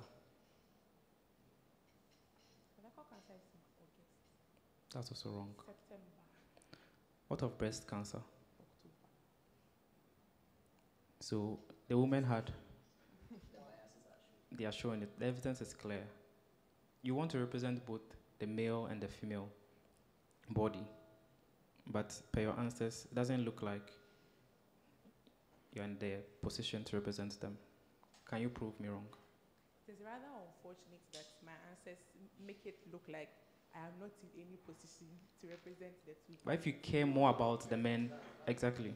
If you care more about, say, the men, you should know something about when is Men's Mental Health Awareness Month, because you were just making mention of mental health awareness. So at least an information as basic as Men's Mental Health Awareness Month should be very, yes. So how come? I understand. We will work on that,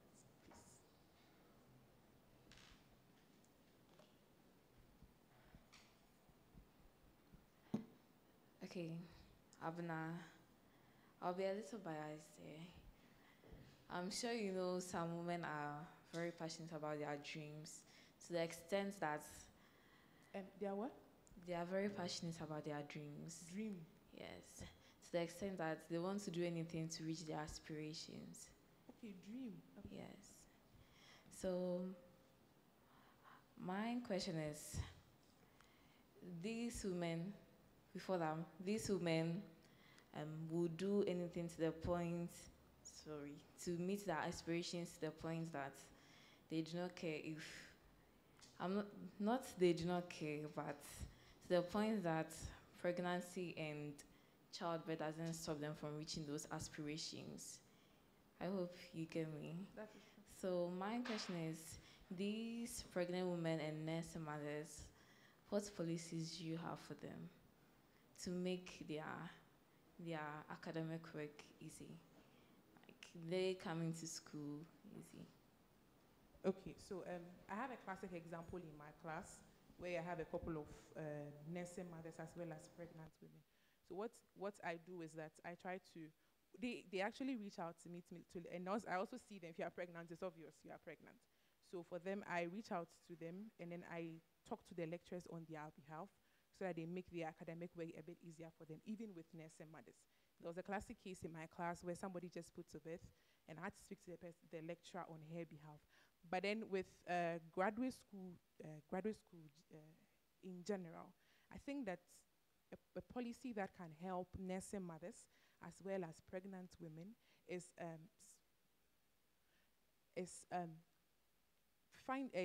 letting them know that there's a policy that is working for them. And also, I think they should also come out to talk to the lecturers about it through me so that we can be able to work around something for them.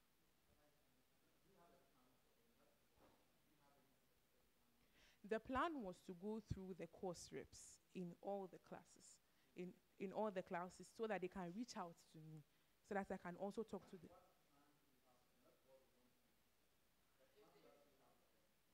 If they reach out to me, the only plan that I have at the moment is reaching out to their lecturers on their behalf.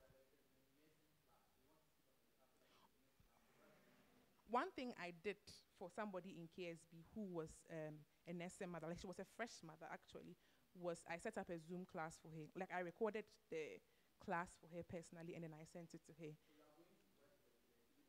The e-learning people, yes, so that they can help them. Yes, yes, yes.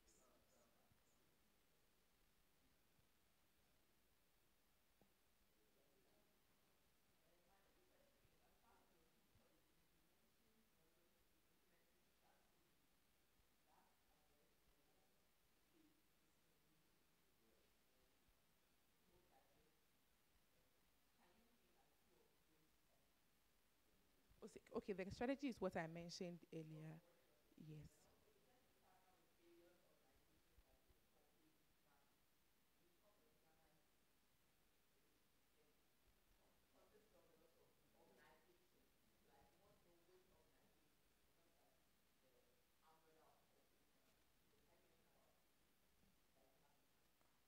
Okay, at the moment, as I sit here, I know about corporate Ghana as a whole.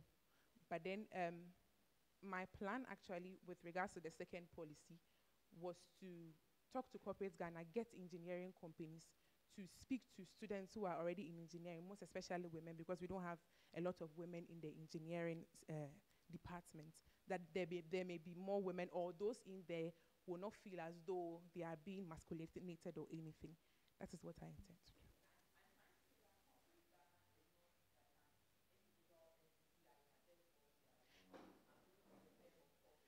Yes, so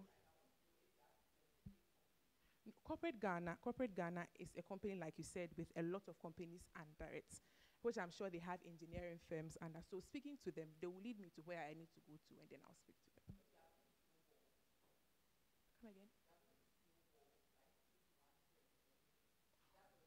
No, corporate Ghana, like you mentioned, has a lot of firms under corporate Ghana, right? And then they have an office here in Kumasi. So you. Yes, I just checked.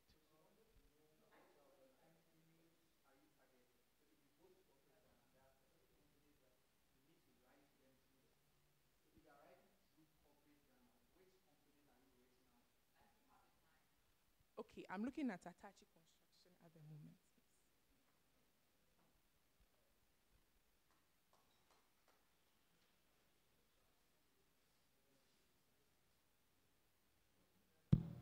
Hello. Hello. Abna, are you familiar with Vision 2020-2024 Action Plan by the Vice Chancellor? To be very honest, I'm a little bit familiar. You're a little bit familiar. What do you know about it? The action plan is something that it's more like the vision of the Vice Chancellor in the next 2 years on what she intends to achieve before her term of office ends. That's what I. And indeed, throughout the document on some of the thematic areas, she's really never hidden her passion to roll out or encourage and mentor a lot of females or women to do more research, and then occupy positions. What plan do you have to support the Vice Chancellor in achieving this? I mean, do you have any plan at all for that? Please, can you come again with the question? What plan do you have to support the Vice Chancellor in achieving her vision to, especially under human capacity building, to have or enroll a lot of female students, first of all, in faculty, as faculty members, and to encourage a lot of them to do research? Through awareness programs that we may organize on campus. This I know by far will. Do you have a plan for that? Oh no, there is no plan. Thank you very much. Abna, it was nice having you. You have 30 seconds to tell us why we should consider you at the post on 5th and 6th. Okay, thank you very much. My name is Abinecha once again. I'm running for Gender Commissioner. I think you know that I should be considered for this particular position because I'm very passionate about eliminating any issue that concerns that may make gender discrimination arise, and also promote equality among among people, whether sex, race, or even ability. Just on a lighter note, do you think the male child is an endangered species?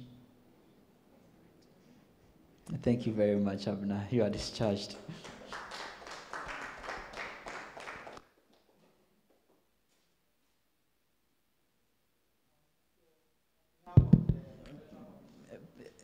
Mr. Isi, I'm still the chairman. All right, thank you very much. A very big thank you to all of us, ladies and gentlemen gathered. And then in a very special way, a very big thank you to tutors and then our deputy director for sticking with us throughout the process to make sure everything goes on very well. And to my panel members, I can't thank you enough for the support you've granted me thus far. Hopefully by Monday, we would have come to the end of the job or the we have been entrusted with. Thank you all very much for cooperating it with us and then making this process a very smooth one. We are very grateful. All right.